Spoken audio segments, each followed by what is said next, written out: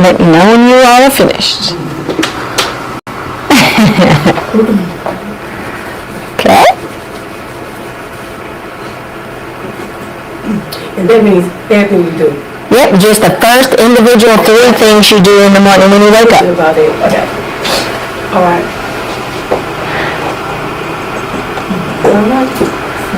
Okay? Now, I want you to move whatever you had third. I want you to move it to the first thing that you do. So the last thing becomes first, and then the first thing becomes second. Hold on. So the last thing becomes First, That becomes first. and then the first thing becomes second, and then the second thing ends up being last. Okay. Is that again? So the third thing becomes number 1, number 1 becomes number 2, and number 2 becomes number 3. It has to work. Class. So who wants to share their schedule of the first 3 things that they do? Okay, we've got Terry, and then we've got Kenya. We'll start there. Okay. Oh, so now is use the bathroom, brush my teeth, wash my face, Okay. and then wake up and then check my phone. Okay. So when you switch it, how did it make that? Probably didn't make it very much different for you. Okay. Kenya. Mine is check my phone, make sure my mom and kids didn't call during the night. Get ready for work, wash my face and brush my teeth, then get ready for work. Okay. When I switched it, it was get ready for work, then check my phone, then wash my face. Okay. Okay. Yeah, go ahead. My phone will open my eyes when you get then snooze on the phone and then turn on the light. But it's like they say turn on the light and before I open my eyes, then snooze on the phone. Okay. That ain't gonna work.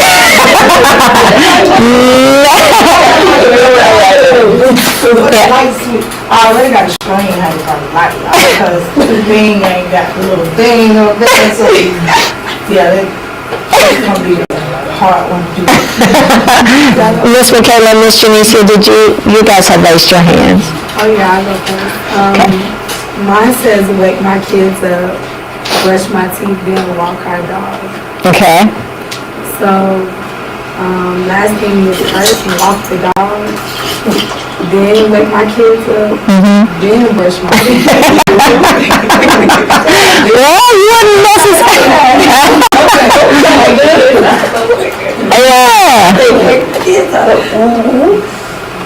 Yeah. Anybody else want to share theirs?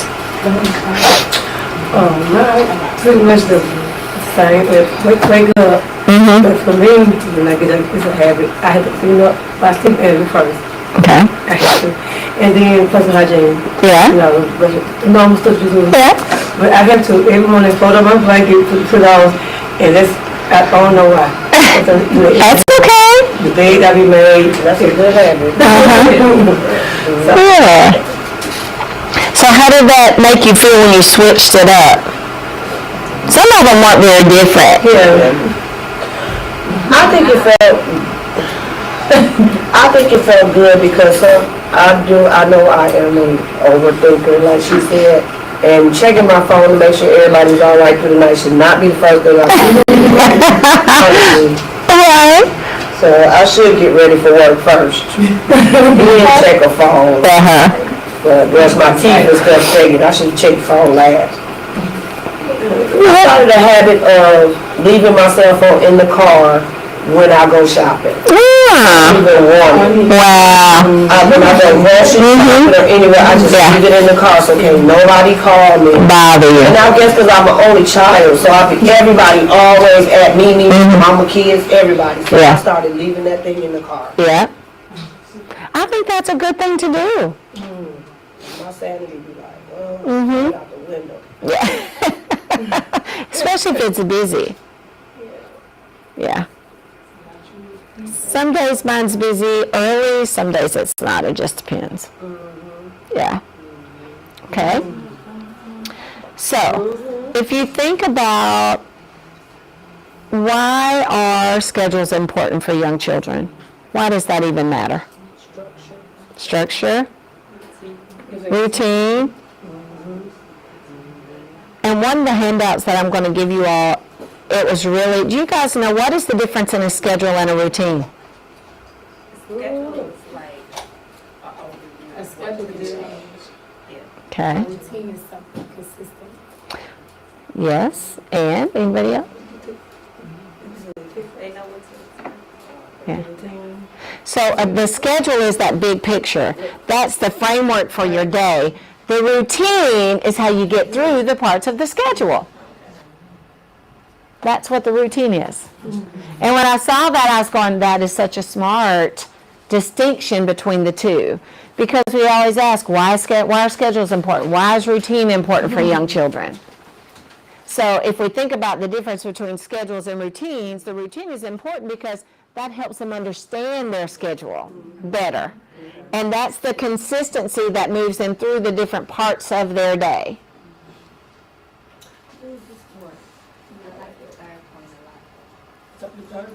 Yes, they can function more independently when they know the schedule. So your routine helps them know the schedule. So if you're always playing the cleanup song when it's time to clean up, that's a routine. Then they know you don't even have to say clean up. You put on their cleanup song and they automatically clean up. Right. Like you said, that's important. You starting with younger kids, but it's hard when you're trying to keep that going and somebody else is throwing them off. They don't have a routine or Yeah. they don't have a schedule. Right. Yes. I think I'm sharing with you since last week that Harry Wong, he focuses Oh, yes, you on that, and that Who is it, Miss Terry? Harry Wong, Harry Wong. and he, it's like the first days of school, so like the first few weeks of school, you focus on like your schedules, your Okay. routines, and things Yes. like that. And then by, you know, middle of the school year for like a few months, Mhm. after you started, the kids are already like, they're Yes. in their routine, they know what to do. and Yep. You don't have to talk as much, you know, obviously it works better with older children. I don't really have experience with like the infant toddlers, so I don't know that. With preschool, it works better. Could you all ladies hear Miss Terry what she was saying? So she was talking about a gentleman named Harry Wong who talks about schedules and routines. And he shares a lot about at the beginning of the school year, that's really what you're doing with the children, is you're setting that routine.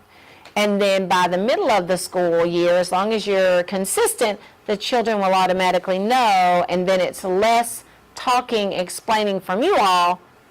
They're on, like if they consistently hang their coat up, put the book bag away, and wash their hands, then that's what they're going to normally do without you saying, hey, don't forget, put your book back up, hang your coat up, come wash your hands. They're going to automatically do that. And then come get breakfast. Yeah. And so following a schedule, it helps the children feel secure because they know what's happening next. If you consistently every morning after circle time or morning meeting, and for preschool children you go into center time, then they're automatically going to know after this we're going into center time. And you can have visual cues. You can have a visual schedule posted, and then when you're talking about it, you're showing them on the visual schedule so they know where to go. And they transition better when they know what their next step is. They transition better. And when we talk about transitions, if you're transitioning from morning meeting to circle, and then to centers, and then if they know that, and then you're asking them, where do you want to play today? They know you're going to ask them, where do you want to play today? Where do you want to work today? What do you want to, which center do you want to start in today? Then they'll know, and they'll be able to meet that expectation better because they know. I have a question about concerned about that. I think also, sometimes in my experience, but I know I'm having with stability also. Mm-hmm. Because like Yeah. the classroom, that's I'm only by myself, but I do have teachers come in to help me, to assist me. A lot of times they're not following, I let them know how I Right. do it, and I'm not there, I don't know, they still continue to do it, but they'll come back to work. The next day, it's like, some days later, it's still the same thing. After 3 months, and my kids are still not following the routine. So I think that depends on the child, I don't know. Well, and it does, and sometimes for infants and toddlers, it takes longer to develop routine than it does for preschool children. That's what you just said too. It takes longer to develop that. And that's the young lady that helped me now, told you about. She she's doing me now, talking about the transitions, and you just made Yeah. a good point. She told me to start playing a song, circle time, because she observed me doing circle time, and she saw how I was having to do a lot, trying to running noses. I was want to go to the party. I was changing, Yeah. and so she observed that, and she said, "You know what?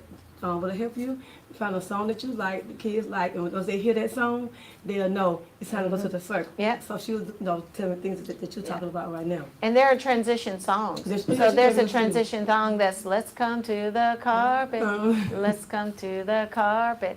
Yeah. And she said they started hearing it, you ain't gotta play it that long. They hear Yeah. the instrument part and then go to the carpet. So Yeah, she and was I think like, the Sean Brown show. Oh, I love Super Fun Sean Show, Brown. He has a transition CD, but Oh, I'm I sure you didn't can know find that. those videos on YouTube. yeah, I love Sean Brown. Yeah. Okay. But yeah. And so when children have consistent routine, they eat and sleep better. And if children at nap time, if they nap in the same place every day, they will sleep better. Bless you. Yeah. Because they're not being moved around all over. And the day will flow more smoothly for everybody, children and teachers. And then it also helps the teachers plan better as well and plan more effectively so inconsistencies in teaching staff, that causes inconsistencies in the routine for the children. Even, I don't think teachers always realize that how they start the day matters. So, and it also matters when you're within a childcare setting or any kind of early learning setting. So, it's important that whoever opens up that classroom, they're in that classroom, they're ready to receive those children. They should not be getting ready. They shouldn't be finding what they're going to do for the day. They should already be ready for what they're going to do for the day. I tell all of my learning spaces folks, and I tell the teachers that I work with, come 5 to 10 minutes early if you can. Get in there, be ready for them. Get what you need together first, so then when you have to go get your children from whatever other classroom they're in, it's smooth for them. So in making sure that they start at the same time every day. And I tell all my learning spaces facilitators that we don't need to still be setting up after 10 o'clock. They need to be set up and ready, and we're ready to receive them at 10 when they come. We don't still need to be moving around. We need to be like, hey, welcome, go on in. Same thing for your classroom. If your classroom opens up at 8 a.m. and you're that first person, hey, welcome, come on in. We're here. Or go get them and you're singing to them all the way because everything's ready when you bring them in. So when children, even things that small as we think of as small, arriving on time. If you're the person that opens that room and you're not on time, then their schedule's already thrown off. Their routine is already thrown off. And then they're playing catch up because that might have kept them in another classroom longer. That might have kept them from being in their routine. But people don't realize that throws off everything. When even if we think about our class, when people don't come on time to our class, that pushes everything back for us so that we're adding the material. We're waiting for everybody so that I'm saying the material one time. And then we're not having to catch up. And I don't think, I kind of think about it if I wasn't in here ready for you all. How would that make you feel if you came into class and I wasn't ready for you all?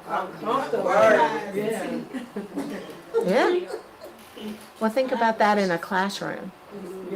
If you're not ready for them, think about that from their perspective. They can't tell you, really? What happened to you today? A toddler can't say that. Where have you been? I've been waiting on you. I've been here since 6 a.m. Where were you? Preschool kids can. But if you think about toddlers, they can't say, right, I've missed you. I needed you this morning. My mommy didn't feed me this morning. She rushed out of the house and I didn't get breakfast. Or I'm still sleeping. Yeah. That's true. They say it like that. Right. So part of routine is us as well. We set that routine for everything. And that matters. So when you're thinking about schedules, what's the difference between an infant schedule and a toddler schedule?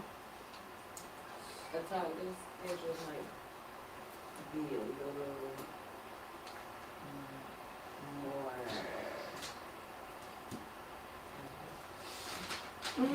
The reason for one, sometimes they eat up to date. Like to change. That Tyler might be a little more flexible. Infant is demanding. Infants is individualized because it's based on their individual feeding schedule, their individual sleeping schedule. Whereas toddlers, there's more structure and routine in toddlers. They're going to eat at the same time. They're going to nap at the same time. They're going to do all certain things at this. They're going to potty at the same time. They're going to be changed at diaper changes at the same time. Whereas infants are not blocked off like that. It's more individualized. And what's the difference in toddler and preschool schedule? Almost the same, because they have more block, this more block too, in the toddler. Because they're older and they're able to do a lot of things on their own, like self-help skills. Right. Things like they'll need so much, they're more independent at that age. Exactly. So your toddlers are going to be flexible but with structure. Whereas with your preschool, they don't all potty at the same time. There are certain things they all do at the same time, but they do have that independence to move around as they want to move around. Yeah. They can do more child-directed things. You want toddlers are a balance of child-directed and teacher-directed. So preschool children are definitely more child-directed. So we are going to, I'm going to move to a handout that I have for, and what we're going to do is, I want you all to think about, if you currently work in a program, I want you to think about what that schedule should look like. I want you to think about what does your current schedule, if you can write it down, and you guys can write down your learning space schedule. And I want you to think about what that schedule is like. I want you to write it down, and then we're going to evaluate that schedule, okay?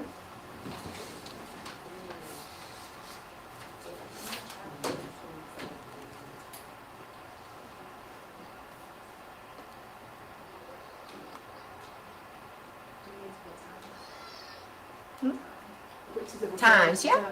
If you know, if you have times, then yes, put times.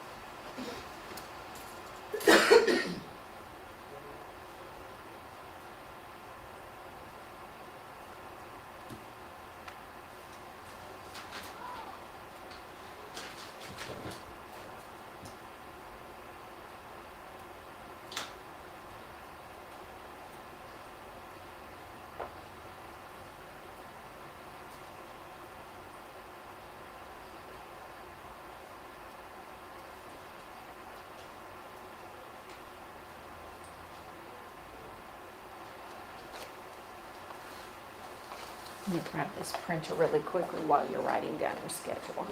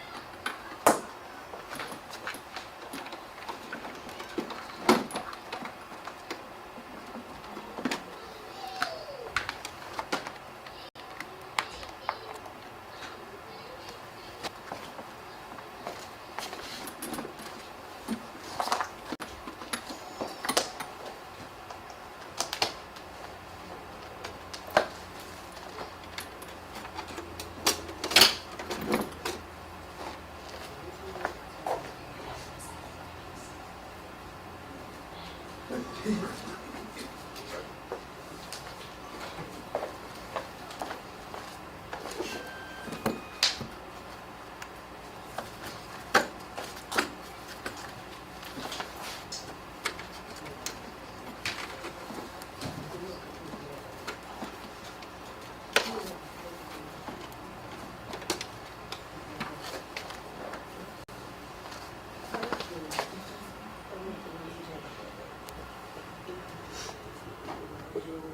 said I like the shoe pool, I like the ball, I like the skate. Nowhere.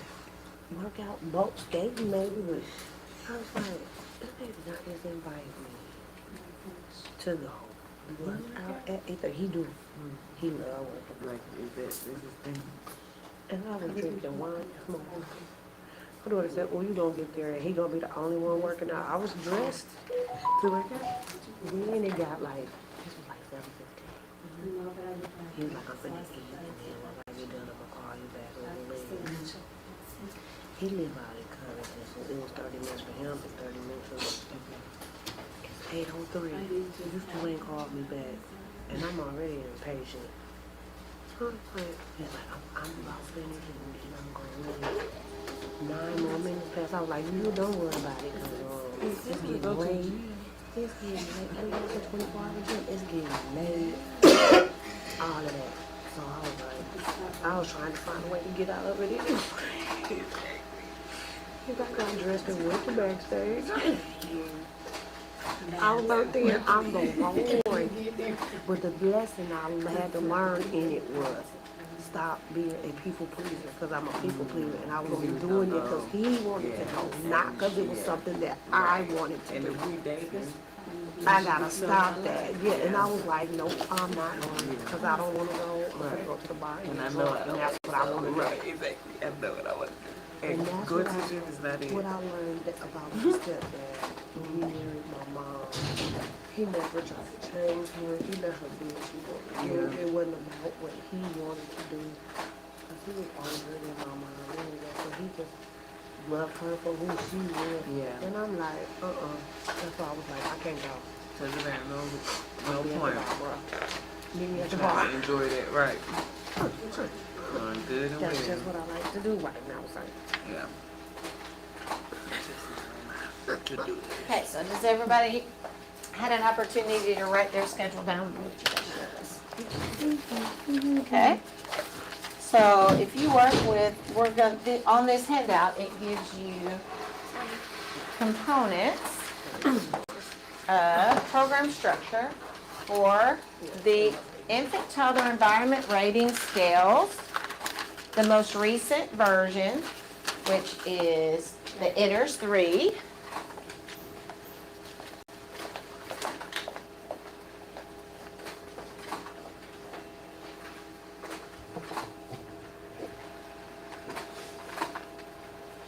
And so I want you to, at your table, I want you to scroll down through there, and I want you to evaluate the schedule that you wrote down based on, and it's really not a lot to evaluate, but it's going to ask you a question, and this is for preschool. It's going to ask you a question.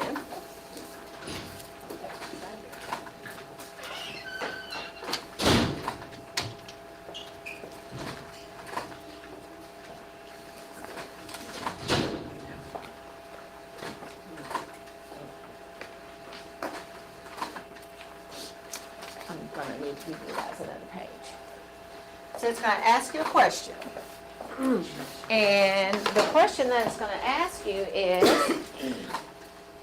is there ample time? This is the last. Is there ample time?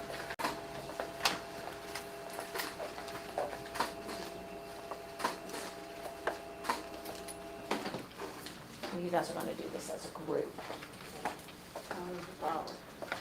So I want you guys to think about your schedule as a group. And I want you guys to discuss if, after you've looked at the schedule piece, you scroll down through the daily schedule, it's going to ask you a question.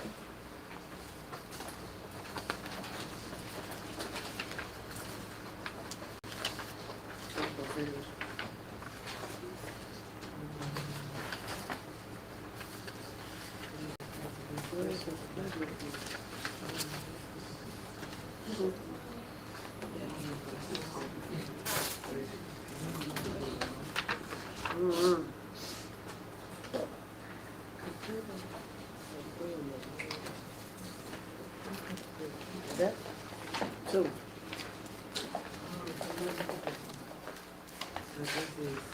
Oh, is that what it is?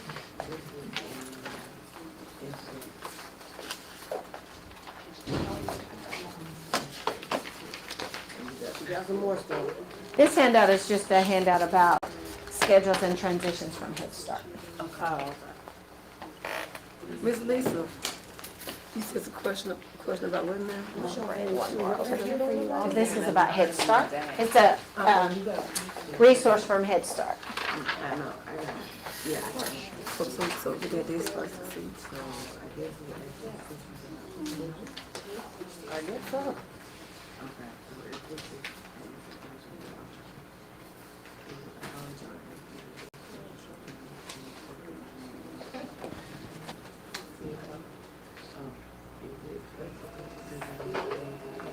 So as you wrote out your schedule,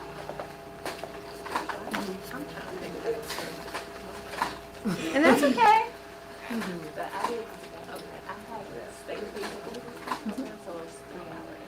Okay, that's okay. Just think about your 3-hour schedule. Yeah. What's the question again? You're going to be writing down what your daily schedule is, and then you're going to be looking at there's a section that talks about daily schedules, and there's some questions that they ask as you're looking at the daily schedule. I see. Because your daily schedule is part of program structure. Okay. Oh, I see. Question and schedule and transition, right? Yes. Okay. This is just a resource for you all on schedules and transitions. So as you're looking through, you're going to see there's going to ask you a question about your daily schedule and transitions. And there's going to ask you some questions and see if your schedule matches those questions. Oh, you can write in your notebook, it doesn't matter. Yes, and I will print out another copy of those if you want. I'll probably send it via email. If you guys want to hang.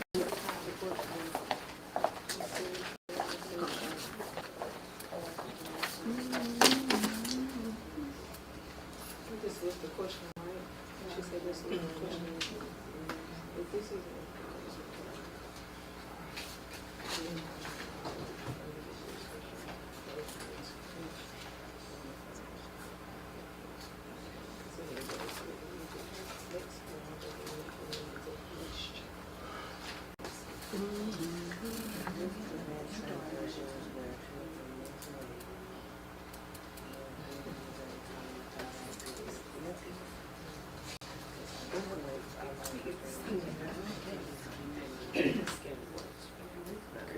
we don't really have no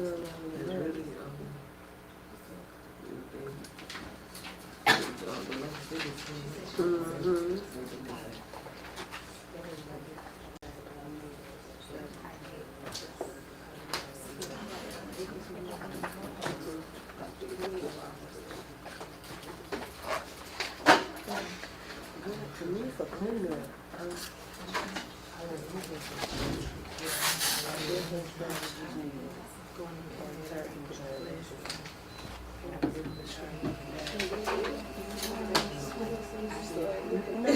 Strategies, just somehow we have to tell them we got to think.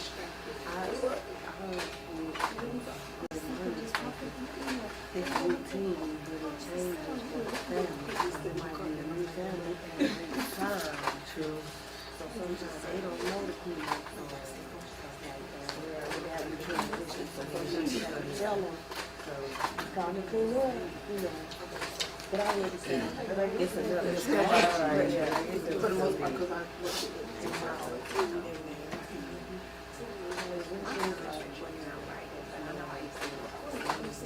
She said, don't you, everything that you did, as long as you have done this.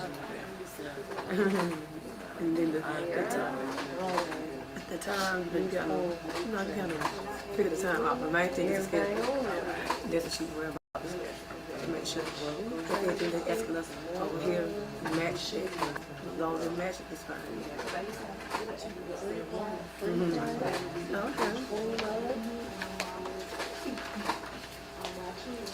Read the book.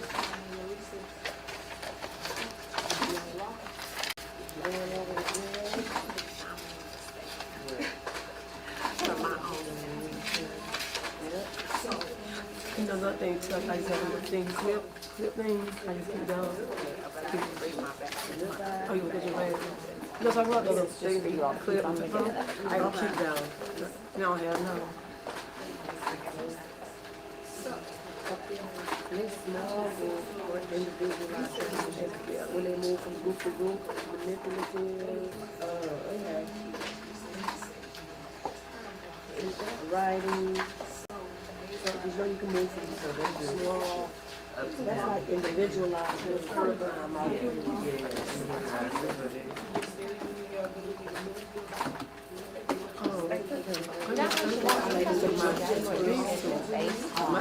What this says. So one of the first things that it asks you is What it asks you, right? It's the first page. So is there? Okay, the next page is like this.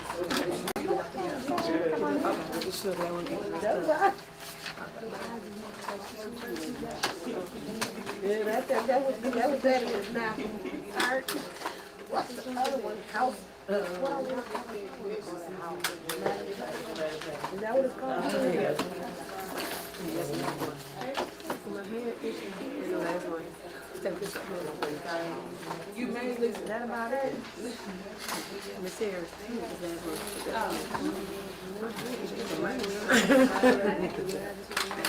I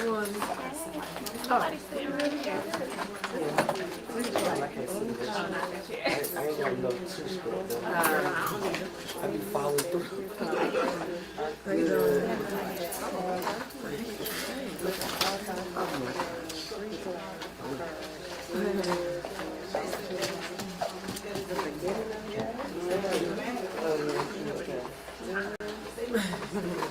You have your schedule though.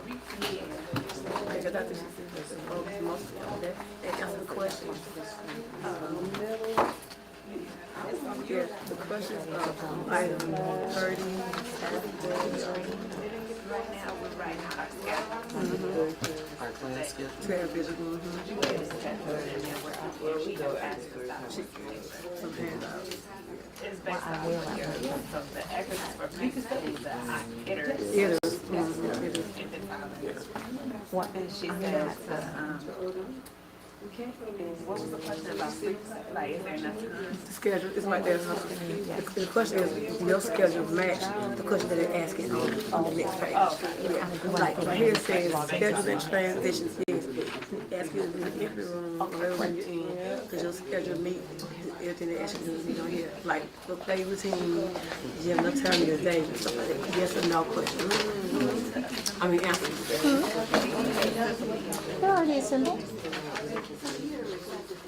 Sometimes I don't know what I want to give you until we're here. And I see where you are, and then I decide what I want to give you. Yeah. Yeah, I know they was talking about our schedules. You know, what if, like me, don't necessarily follow my schedule. And Because it was it's not approved enough by. time to, you know what I'm saying? The organization. Because What's your house code? This one had it approved by, it What's your birthday? aligns with environment rating scales. So you usually have big blocks of central time, and then during the central time, that's when you do your art. You do all of that in central time. Oh, okay. No, you, okay, I just asked how, I know, I have OCD and very soon, like organization, I just asked you what your health score was, cause I do that too. But it's more, Your nap time, your meal time, your routine time, but for me, I snack can't stand time. stuff down the plate. And then you should have This is social just time another again in the bit afternoon, and then outdoor time again in the afternoon. And then when you come in from the outdoor time at the end of the afternoon, you can do centers on through the end of the day. Well, she didn't get, Well, dinner, then dinner and it could be. Okay, okay. So it's pretty much like my schedule. Some things, you know, so it doesn't have how to train But it doesn't have to, because it's preschool. Because they're technically have that freedom to go in and out when they need to go in and out. Right. Okay. Yeah. Okay. So that's why it's not listed on there. Okay. Okay. All right, So I think I'm good. I got a thing with astrology. For the birthday, I knew that he said, who sit down and study? I just know. Okay. Yeah, the classroom, her main thing is,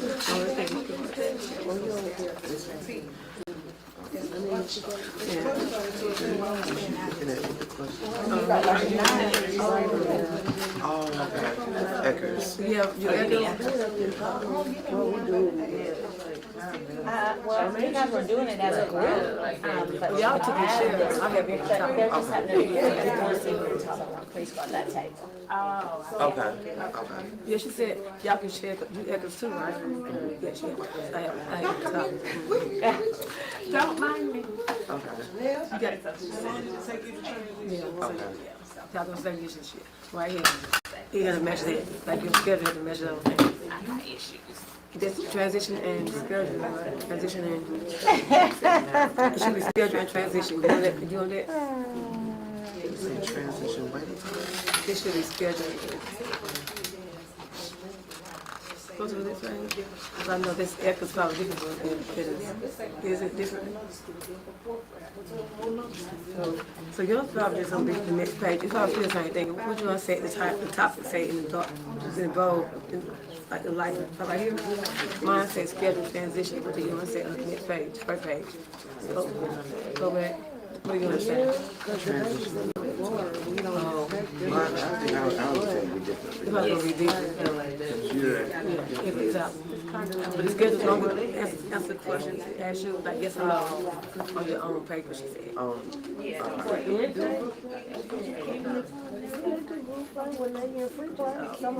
it to the next one, just stop. You know how they play with Legos together, that's good play. Or with the Alliance Fair. Alliance Fair. So yeah.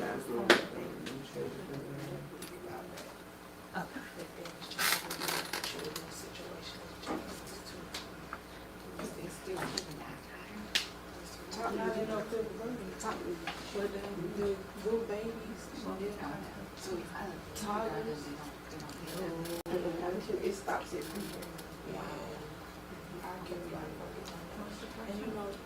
Right here, describe actions to ensure the teacher is ready for the next activity routine, to ensure minimal wait times, positive behaviors, and smooth transitions. Oh, okay. A timer? Oh.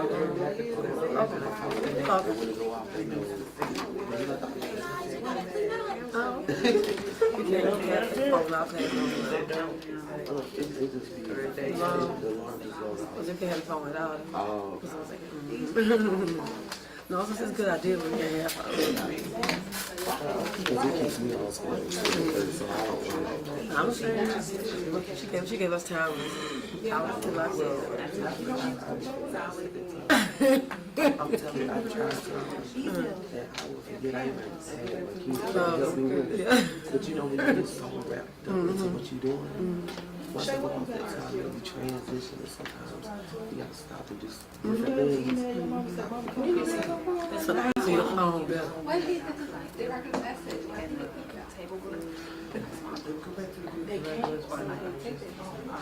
So they have laptops. All kids get laptops. Because it's set on the, It's like it's a file, it's a short file, they say next to Well, it. you don't stress it because what you just said, I didn't go to pick nothing up. Don't you get school? My system, we set it for that time, but I also do accountants and also say they're having breakfast. About what, like 20 minutes?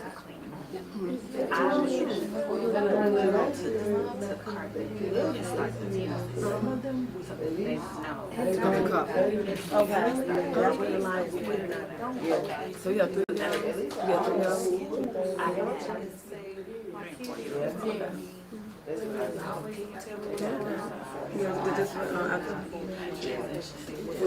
That's something that I'm gonna start implementing now because I haven't done that. Because I haven't. Yeah, 2. Oh, okay. Different ages, all of 34. You still have 2 teachers that can help you? Okay.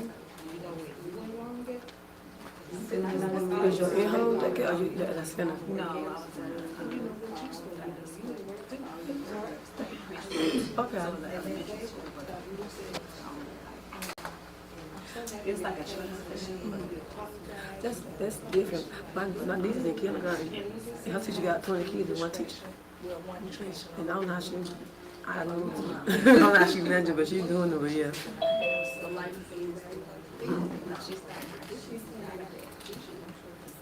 So I have us set up, ladies, so at 11 o'clock, they'll come on and we'll be ready to participate.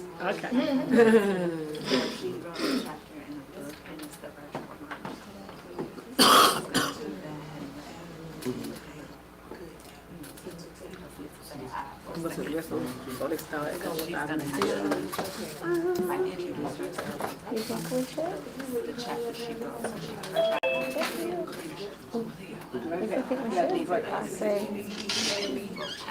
Why not? Remember she told us. Why not? Always putting musical chairs with the kids at mannequins. But I used to love heads up. Especially because it's the party. Yes. That's enough. And they love it. Yep.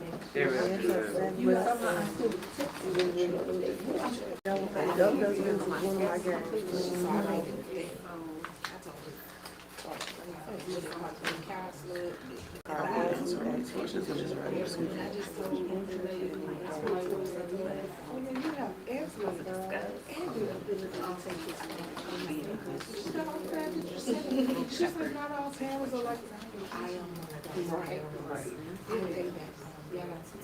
He don't have a reason to use the phone while he's at school.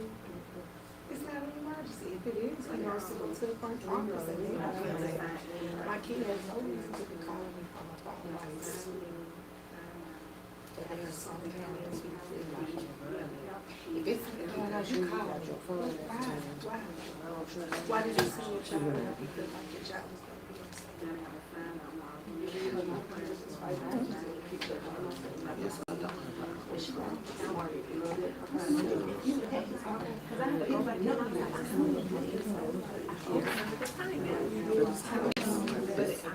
You need to put your child somewhere or discuss that.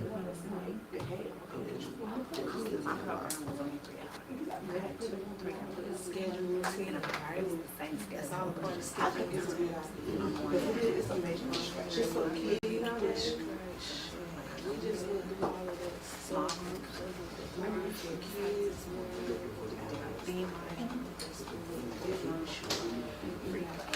Morning. Good morning. So good to start seeing faces. I love it.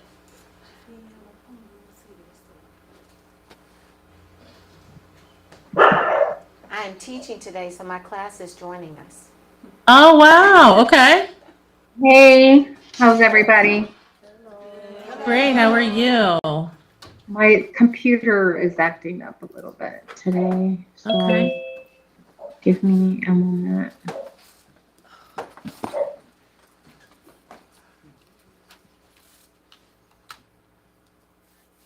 Make sure I can hear everybody through my earbuds.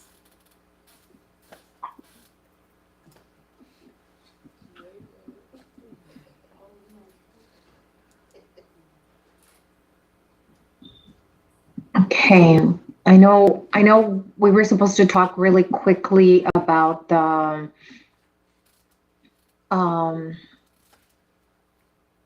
event. So I'm sending an email out today for those of you, and it's right now you don't have the speakers time there. I don't have it yet because I have some speakers that dropped out, some speakers that were added. So I have to make some shifts. And, but what you need to know, it's important. On Friday, you can wear business casual dressing. On Saturday, especially if you're gonna be speaking on Friday in the book launch, okay? More or less, I'm gonna give you the time.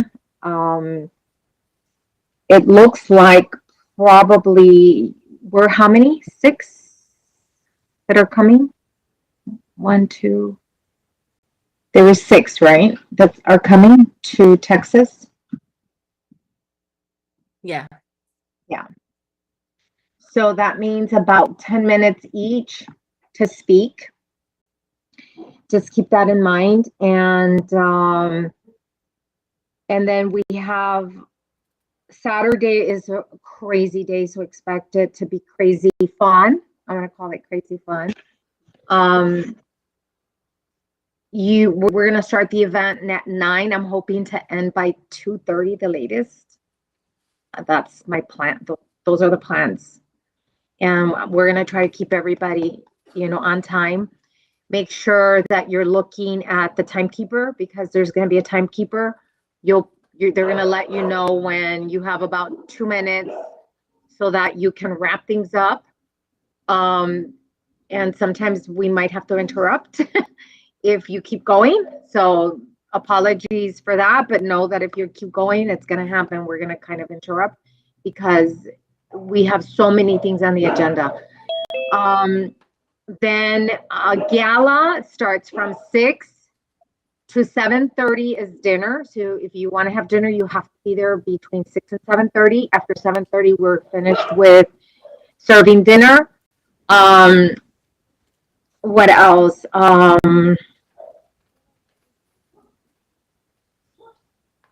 And then from 7:30 to about 8:30, we have the fashion show performers. And then after that, we have all the awards that are going to be given to people. And then we have a little bit of dancing for those of you that like dancing. I have some performers that are coming and they'll be teaching a little bit of salsa and bachata for those that want to learn something different and join and everything and have fun. That would be great. Before I forget, Friday, I'm going to kind of go back a little bit. Friday, I'm inviting you and the speakers, some other speakers, to join me at my studio, where I do the Power Talk radio show. So you're going to be interviewed and you have about 5 minutes to speak and be interviewed. And we're hoping to get your clip and everything. You just have to wait for us to put everything together after the event so that we can get that to you. Okay. What else? I know you're seeing part of my face, but I'm trying to get my virtual background and I can't. So Friday, the radio show is, it starts at 5, but we need to be in the studio by 4:30. I don't want to rent a van or anything, so it's like an Uber-based idea on how we're going to, move and travel places. I have 2 vehicles that people are going to help me, and then you can just kind of give them some gas money. And if we need more, then we have to Uber. For those of you arriving on the 21st, the plan is to network that evening. Okay. So I'm going to say all this again in the letter that's going to come out really soon. And then hopefully if by Monday we're working on the book agenda it should be finished. Hopefully tomorrow, Monday, you'll receive something, but a letter for sure. Okay. Any questions? Have anybody? Go ahead. All right. I just wanted to know if we can bring guests to the gala. I may have missed the memo. You could bring guests. The only thing we're asking is for if they can because we're serving dinner and it's per dinner, so if they can, I'll send you. Sorry, you froze. Yeah, send me the information, please, because it froze and I didn't hear what you just said. Okay, perfect.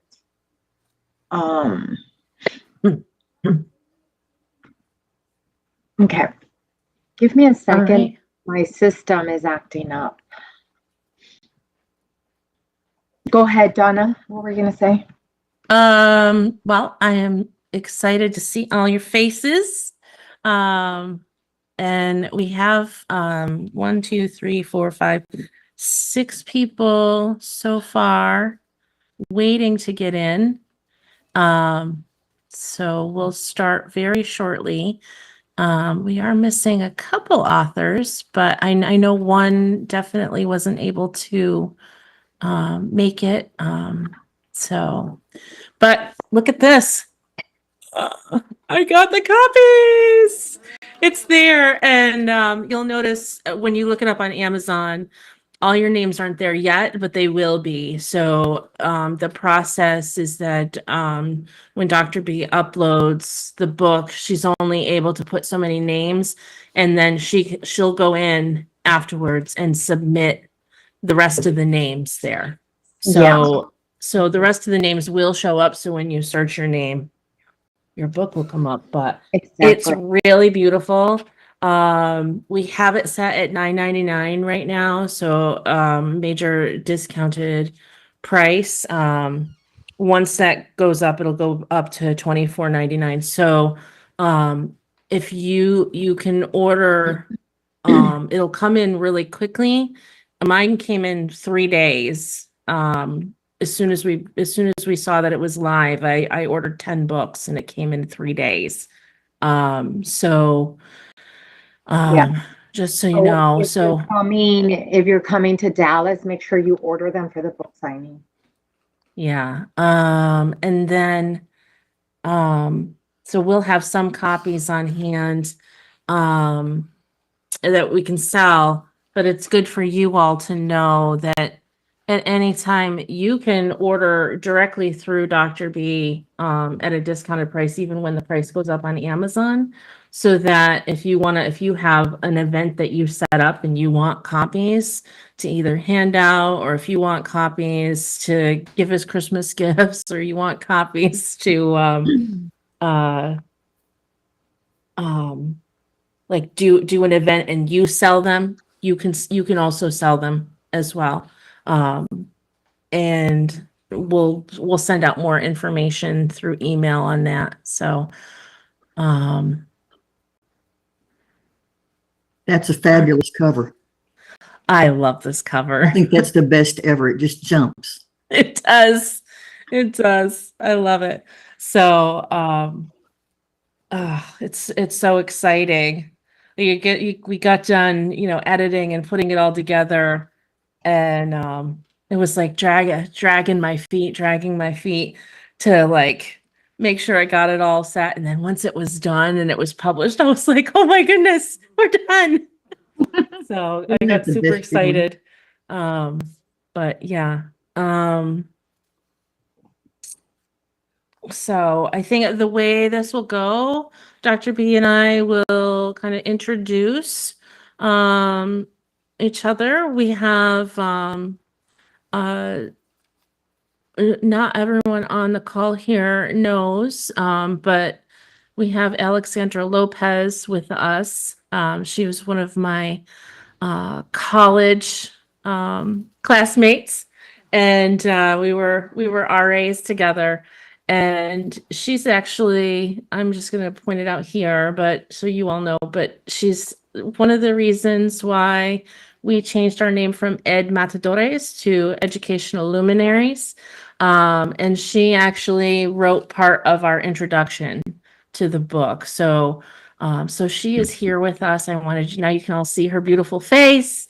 And I have to thank her for just being brave enough and trusting me enough to speak up. And we'll talk more about that afterwards. But Dr. Louise was in the room when we made the decision that we needed to change the title, because she was one of our authors in the first book. So all right, so we'll introduce, each of you will have about 5 minutes or so, and to just give an introduction of yourself, do a little bit of talking about what your chapter is, and I will be a timekeeper. So we'll go from there. Donna, Yeah, I'm frozen. you are? Am I frozen to everyone else? You've gone black. No, I see everyone in real time and it looks great. Same here. I see Yeah. everyone. I see everybody, but I don't see Dr. B. I see Luca's got a couple of extra instances. I have no idea why 4 people showed up under my name. Like, I think a host just has to boot them out or something. I have no Yeah. idea. Were they in before I even got here? Yes. So Wow. I wonder if maybe, did you send the link to other people? Maybe. Yeah, I sent it to my family. Yeah, so it might be some of your family members. I don't know. There was some weird things going on with the Zoom link, and I don't know Can why, you but drop a link in here in the chat, the correct link for participants, and I'll send that to my family? yeah, I can try. I certainly can try. Or if there's some email I should go to. I know there's a Yeah, glitch. they can also, if they're logged into a Zoom account, they can also go on and change the name. So that might be quicker. Oh, it is my mom in England. Donna, Aw. Hello to your mom. Tell her I'm having a Hi, cuppa. Mom.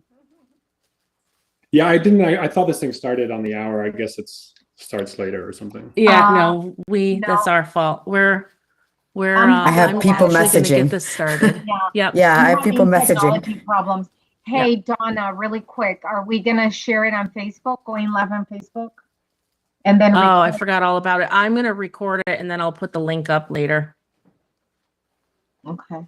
So we're running behind right now. So Yeah, because if we go live, we get more views. all right. Are we ready to let everybody in? I'm in, but I'm running in a low light situation, so I'm going to adjust that. And if not, I'll move myself Okay. to somewhere where there's more light. Okay, we can My see you pretty apologies. clearly. So, Yeah, it's just my background keeps buzzing up. oh, I see you. But yeah. All sorry. right, I'm letting them all in. Here we go.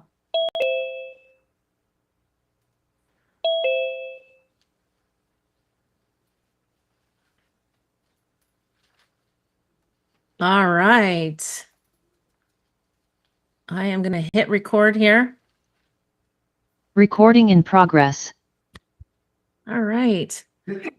Good morning, everyone. I know out there where Louise is, it's early in the morning. For us, it's late in the morning. And Dr. B, it's right in the middle of the morning. So thank you for joining us. We're so excited to be launching Educational Luminaries, Triumphing Over Systemic Hurdles. And I am going to turn this over and introduce Dr. B. She is our editor. And by the way, I'm Donna Valise. I am one of the co-authors of this, one of the lead authors. And go ahead, Dr. B. Well, I'm really excited to be here with all of you. Just a little bit about me. Dr. B, I'm known as the Ultimate Legacy Builder, and I'm a publisher, and the editor is Dr. D. Randy. That helps me edit the book. Now, the background story is that Donna and I met in a castle what was it, Donna, about 2 years ago? At least. How long ago? It was at least 2 years ago. I can't remember the actual About- year.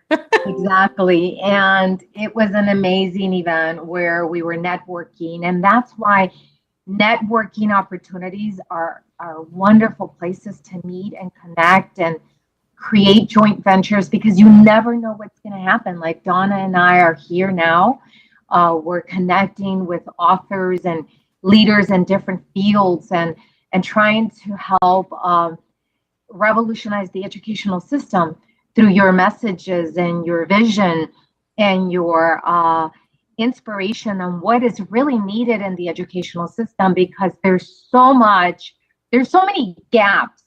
And I don't believe that one person or one district or one state can actually make the difference. But if we come together, then that's where we make bigger impact and we create the transformation, right?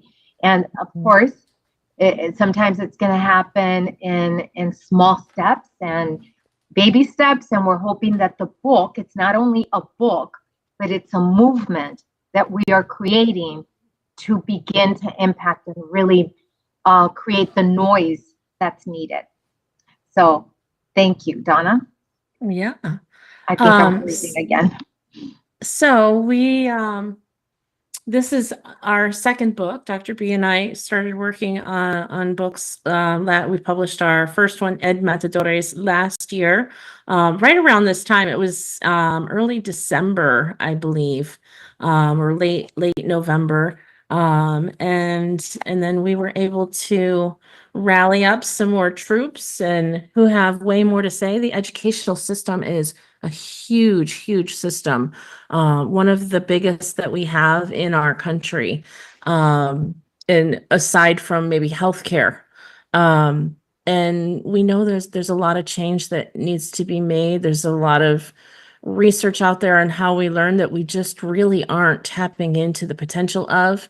And it's really hard to just have one person make change. So, or even one lobbying group. And I anticipate that with the incoming president and the changes they want to make to education, we're going to need to have a lot more lobbying, a lot more pushing on our officials to either not destroy things or to actually change in the direction that it needs to change.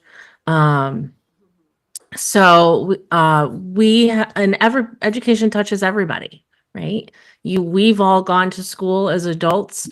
We might have children or grandchildren, nieces, nephews. Education, it touches everyone. So, yeah, so that is why we're here. So I'm going to go around my my screen here, and I'm going to let each author talk a little bit about themselves and the chapter that they wrote in the book, and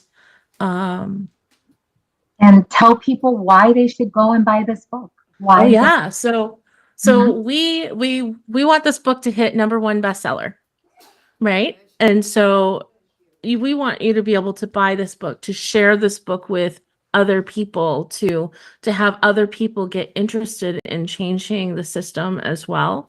And also right now, starting today, well, actually starting as soon as it was available a few days ago, the more people we get in a short period of time to purchase the book, the more likely we are to hit #1 bestseller. And we did that with Ed Matadores. We hit it in less than 24 hours in 4 categories. So this has the potential to do the same. So everyone who's on this call, we're hoping that you'll be able to share out on all your social media, to share with your friends. And we'll be checking in on Amazon frequently to see where we're at with sales and making that bestseller on Amazon. So what we want to ask everybody is to go get the ebook for sure. Like that's a definite. Everybody should get the ebook. It's It's only less, it's the price of a coffee. $4.99. $4.99. So go get it, motivate, inspire people. So tell us who you are, why you're here, and a little bit about your chapter, and then tell people why they should go get it. And of course, how can people find you, on social media? How can people connect with you? Because it's not just about the book, it's about the connections that we want you to make. Okay? Yeah. All right. And I noticed that there's a bunch of people on here who may have had a shared link or something. If you could just take a minute and just change the name so that you're not showing up as someone else that you're not, that would be really helpful. So people know, and it's perfectly fine that you shared links. That's not a problem at all. So we just want to make sure that we've got the right names. Names are important. Yeah. And I even try telling students that when I mispronounce a name and they say, "Oh, that's all right, miss, that's all right." And I said, "No, you were given that name. I need to learn how to say it." So, And one more thing, we really want to congratulate all of you for saying yes, for showing up, for being here, for writing the chapter, because believe it or not, when we show up, it's like the butterfly effect. Sometimes we feel like, oh, I'm not making a big impact.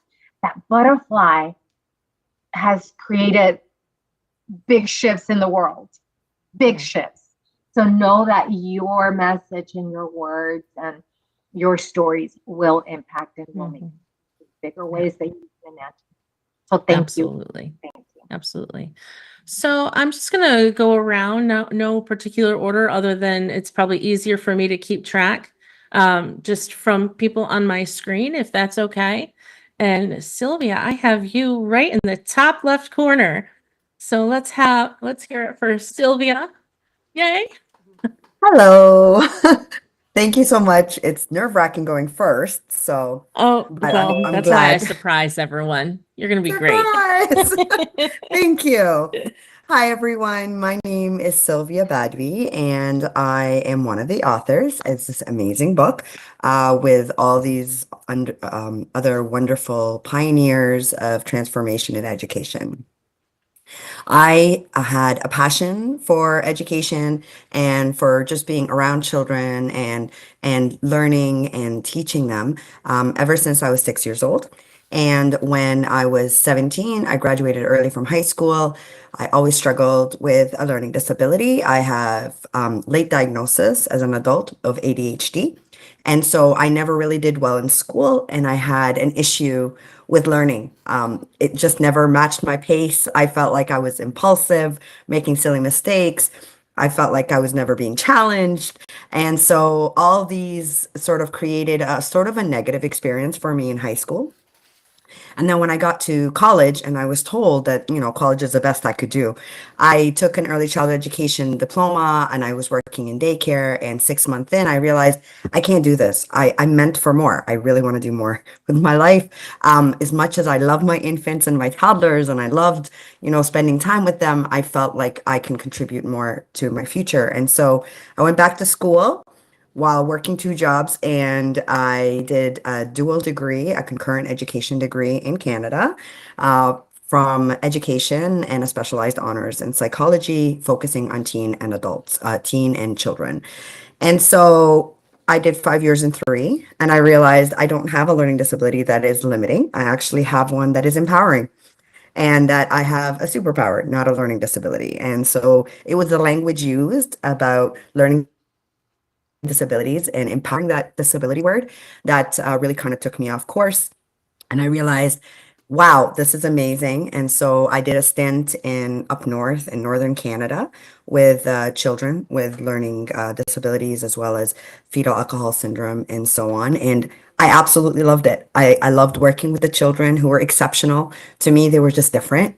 They weren't behind. They weren't and that passion just kept growing and growing. And then I basically started teaching in the private public systems in Canada. And I owned an supplementary education program. I don't know if you guys have heard of it, Oxford Learning Centers. They're all over Canada, but I'm not sure in the US. And that was amazing too, because for about 15 years, I owned 2 different locations and I worked with over 280 different children, and they were all falling through the cracks because of their exceptions. And I started to notice a trend. School systems are too big, too bureaucratic. They are too intense. There's too many chefs in the kitchen, and little children who are different tend to fall through the cracks.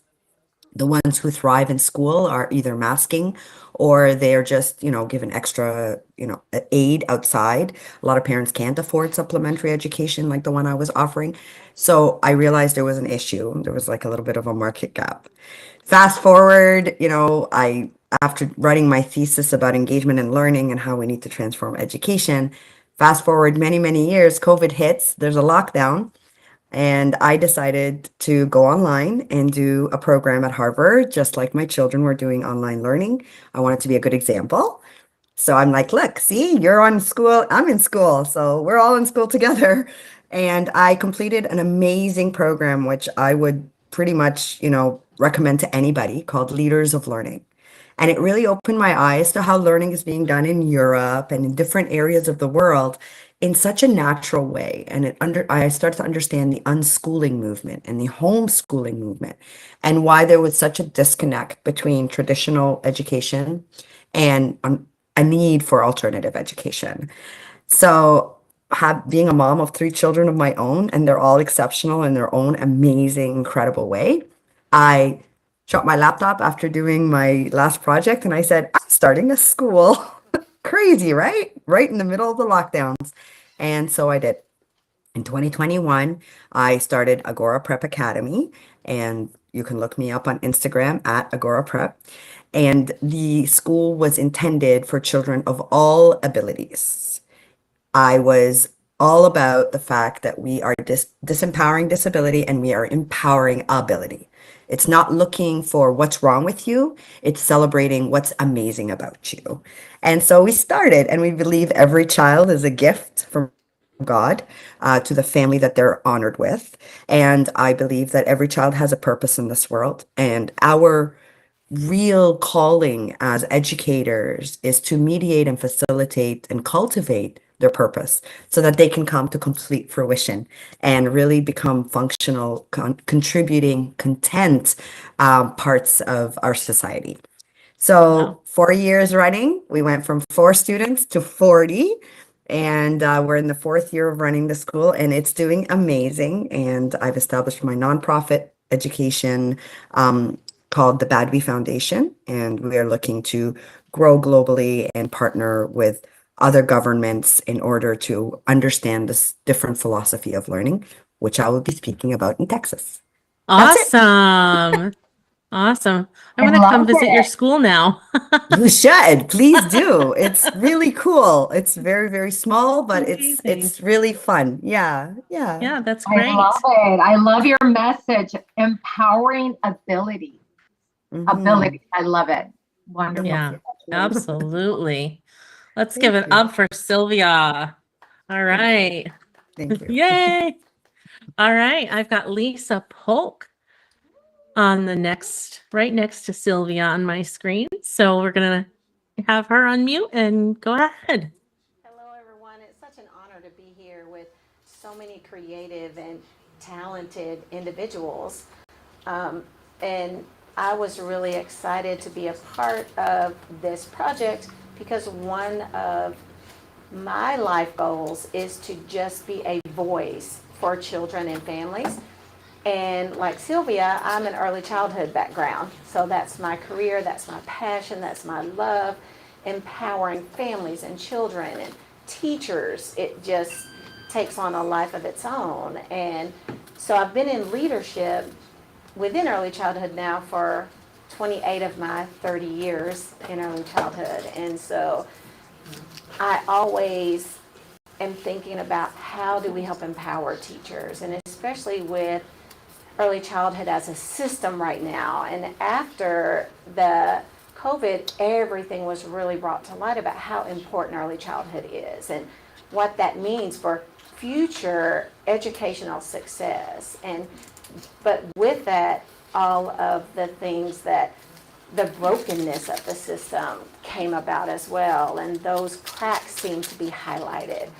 And so my heart's desire is to reach in and help find innovative strategies to help fix those cracks and help to bring things, different strategies. And with leadership, that is what I'm speaking on in Texas, is just leadership and coming up with innovative strategies, because oftentimes we are siloed as leaders. And so working to take ourselves out of that silo so that we empower our team and our team comes along and grows with us. And so that no one person holds all of the knowledge, that it's shared out amongst everyone. And that's something that's not always seen in early childhood. And so we do that in Atlanta now. We practice a shared leadership model. And so we want to help other places to see at that model and to see smarter, not harder, and be able to help empower everyone to kind of release the silo and be able to come in and join and have their staff more motivated and engaged, for them to not to feel like they have to carry that heavy burden of all of the responsibility. And with early childhood, I help oversee 3 childcare centers south of the airport. And so we actually touch about 210 kids every day, ranging from birth through the age of 12. And so it's really exciting to see the teachers and empower them and help them to grow and reach their full potential in a different way. And they are really excited to be there and have fun with us every day. And my class is here with me today, so I'm teaching today. So my class is in the background over here with us, participating. Can you see them? Hello. And so we're really excited to have them be part of this with me today. So I'm just excited to be here, and I can't wait to see everybody in Texas and help send that book to number 1. Good job. I love it. I love your energy, and hugs to all of your students there. And thank you for having them participate in this. I think it's amazing what you're doing, and helping fill in the cracks and paving a new way through innovative strategies is really important. So thank you for all you do.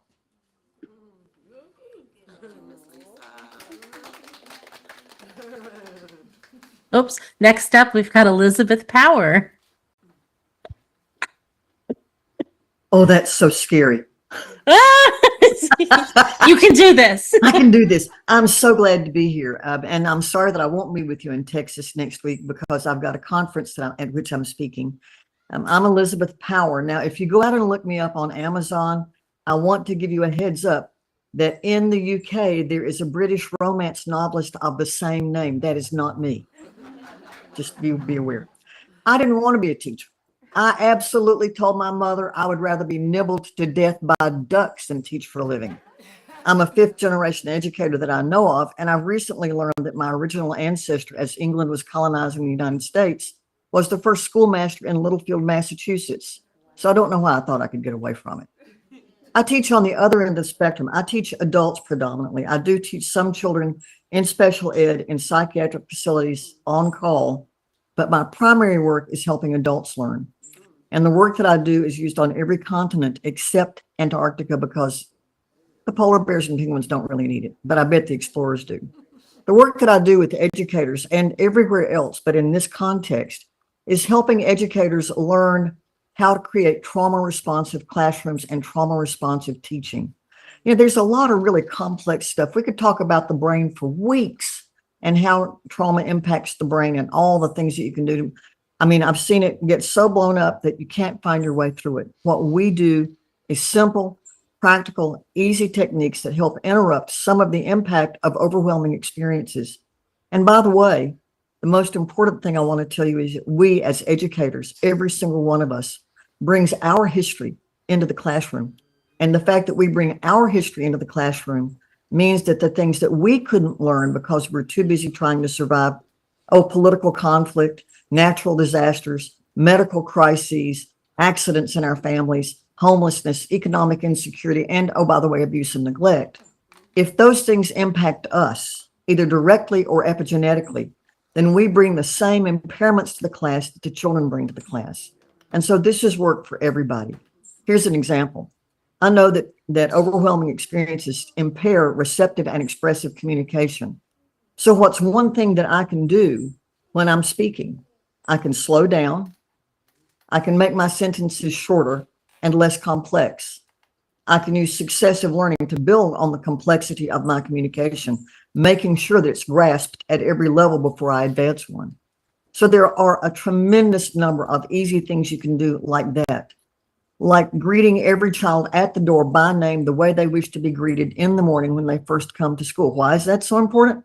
Well, those experiences I just talked about and the ones we usually think about are abuse and neglect, but all of those, whether a child is a refugee or an immigrant or a survivor living in a war zone, or somebody that's maybe the kids out of the Hurricane Helene over in Western North Carolina, where I've been working some, they all come to school with the lack of perception of choice. Hurricanes, tornadoes, wars, regional conflict, domestic violence, anything that so overwhelms a child at any age or an adult that they think they might die or lose their mind or be badly injured is processed by the brain as a trauma. And when that happens, people develop a sense of a lack of choice. If you do everything you know right and bad things still happen, what do you know to do instead? You grow up with a lack of ability to either name your feelings or to regulate them, to turn them up and down. So we talk about elastic emotions, volume knobs, and sliders. We have kids and educators learn how to use elastic emotions when they're looking at every single subject area they're teaching, so that they can simply make an add into the language they're using around the lesson. We take a look at how do we help people calm and regulate? How do we develop brain-based, brain-friendly classrooms? Did you know that the way that my mother and my sister and I all got taught to do classrooms, which was lots of bulletin boards and lots of stimulation, is really not very effective? You got to have a blank wall where the kids can let their brains calm. You need to cluster your content that you're putting up very consciously and very deliberately, and to think about different kinds of seating. So we take a look at all the complex stuff and we make it a lot simpler. And we teach things that educators and adults need to practice, as well as passing on to the children in non-clinical ways. Because I'm telling you, there are so many of us, in fact, all of us experience something that overwhelming, that when you adopt a universal exposure with a unique reaction perspective, it makes it easier to apply more prophylactic public health measures in education and other fields. That's my story, and I'm sticking to it. And I'm just so excited to be here. So excited to have you. That's fantastic.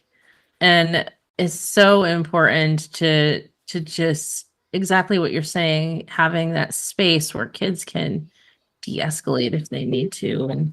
And oh, my timer's going off.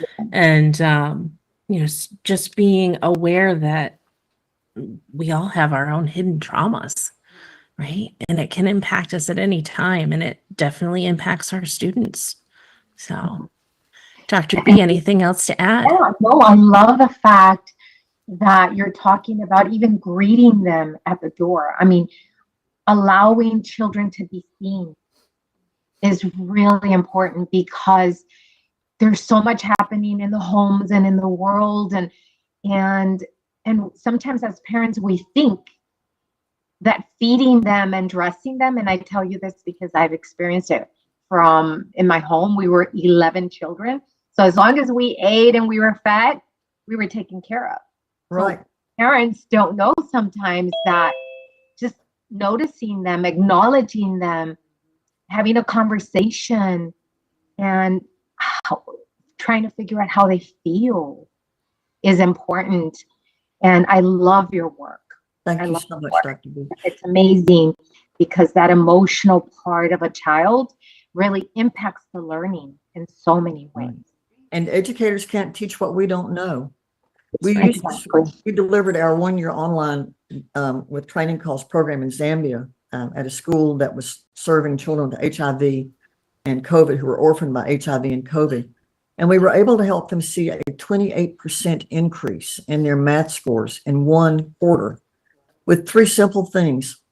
Greet the children every day at the door and help the children develop 4 ways they want to be greeted. Call them by name and greet them the way they choose every morning. Then once you have them in the classroom seats, then you can go back to the government required, good morning, teacher so-and-so. Everybody stands up, it's very formal. We also said to them, do you learn by staring at the back of another person's head? Where did you learn to do that in teacher education? Mhm. That's European colonization. Yeah, my people did that. How did your people learn before European colonization came? So we had them put their chairs in groups and in collective, and we helped them look at how they could, instead of seeing the children as the problem, looking at the behavior that's difficult as children trying to solve a problem. This focuses squarely on how what happens to us affects us and how 80% of the time, nobody develops a mental illness as a result of what happens to them. And what we need to do as educators is stop throwing kids over the wall to the counselors who are overburdened and start taking ownership and responsibility for improving our skills that will help us at home and at work. Yeah, excellent. I love it. Yeah, one more thing, because that historical piece that you talk about, the history that we have, because there's still a lot of the generations where they were taught in the silent generation, where we were told, shut up and listen. Like, we couldn't really express ourselves a whole bunch. And then we have the baby boomers, right? Again, being told what to do, how to do things. And now in this generation, our children are in technology and they're in the computer exploring, and there's a lot of fields. And that's why this work that Donna and I are doing is so important, because there's a lot of fields out there that are not being introduced into the educational system. Our children do not even know that some of these fields exist. So we need to be able to introduce new fields. We need to be able to talk about the unknown. We don't know what's gonna be out there in 5-10 years. So our children now are really exploring in big ways on the internet, and yet they also need some supervision. But anyways, I can go on and on with your work. I think it's amazing. Congratulations. Thank you. Yes. Yep. All right. Next up, Luca, and I don't want to mispronounce your name. So I'd like you to say it. Seems to be appearing so many times in this. I have no idea why so many of me jumped in here. Maybe just a glitch in the matrix. Hi, everyone. I think so. Honored to be here and to be associated with this book. It's a timely book, and it's an important time, and for to have these kind of discussions. And I'm loving the conversations that we're having here in this room. So hi, I'm Luca Ceccarelli from AI Synergy Leadership, where we focus on AI literacy and leadership. So to give a little background about the company, we collaborate with students, educators, guardians who recognize the transformative power of AI and the significant risks that come along with it. So many of our clients are eager to both integrate AI effectively and are aware for the urgent need for best practices in education, but are feeling overwhelmed by that process. So together we develop tailored strategies, we have toolkits, we have rubrics. So whether it's for individual teachers or schools, districts, or even homeschool teachers, or even really parents and guardians who want to understand AI better in kind of more simple terms. So ultimately, we create a roadmap for what we consider to be a generation prepared to engage, adopt, and innovate responsibly. We're standing at such a pivotal time where education and AI and resilience are all coming together and intersecting. And ultimately, I think it seems like the world is in a bit of a crisis in the educational system. And that's, certainly conversations I've had with Donna and Dr. B and some of my colleagues in this process, in this book, we seem to all recognize that there's, for many of the reasons that are being so well articulated by my colleagues. But, you know, I know there's people dialing in from around the world here, so I think it is world over. But here in the States, wow, you know, I think looking ahead, we're very likely going to face some seismic shifts in educational policy with the incoming administration. You know, they're already talking about dismantling the Department of Education, reducing funds for DEI, diversity, equity, and inclusion trainings, and again, reducing funds for even critical race theory, likely impacting, you know, huge impacts across the spectrum, impacting neurodivergent children, LGBTQ plus community, you know, expanding a parental influence through the Parental Bill of Rights, ongoing debates around free speech and censorship, and it's likely we'll be seeing more books coming off the shelves, and entire courses that took a lot of time and energy and thought to create are likely very easily going to evaporate.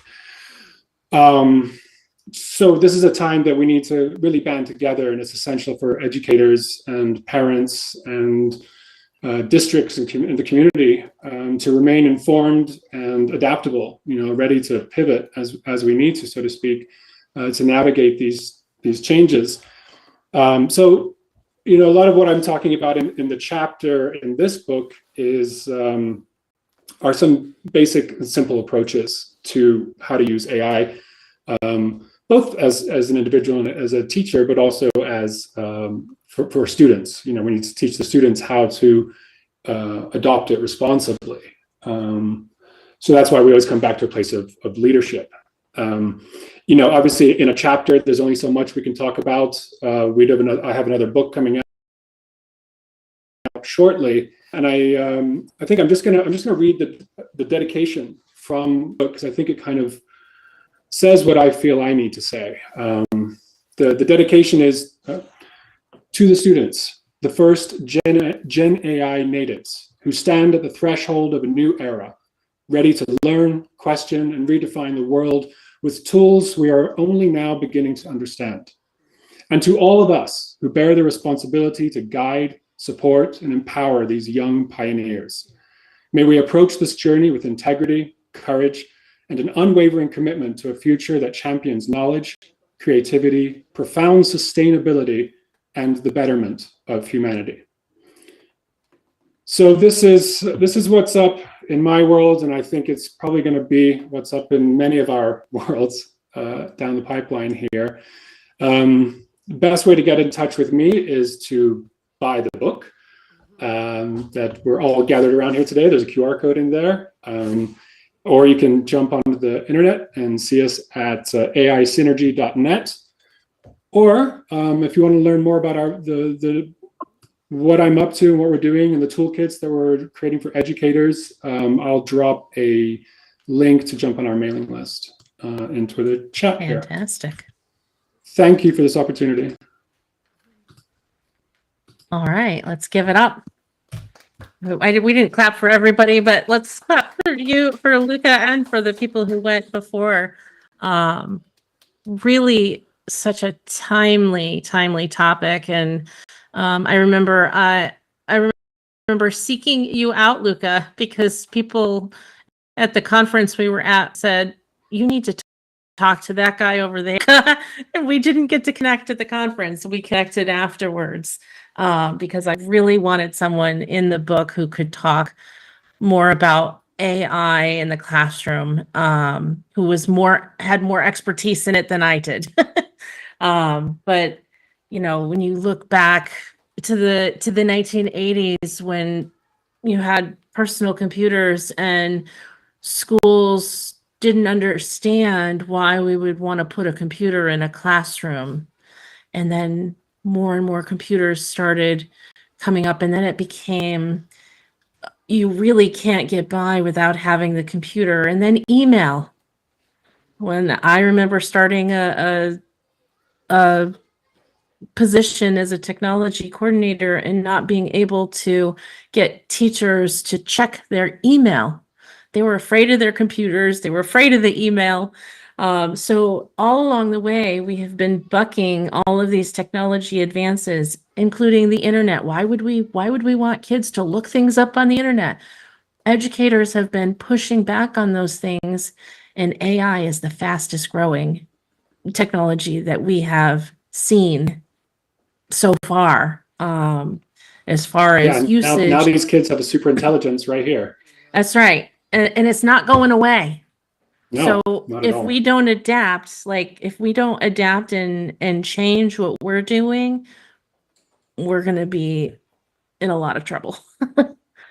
So I think and we're there's gonna also amazing opportunities coming along with these developments. I mean, it's really dynamic and exciting, and what these kids have access to is, and that's a lot of what I'm really trying to push forward in the book is a positive mindset around how dynamic this is. I mean, this is why we call the company AI Synergy, that we're creating a synergistic relationship, not just with AI, but also with our community, with each other, with other students around the world.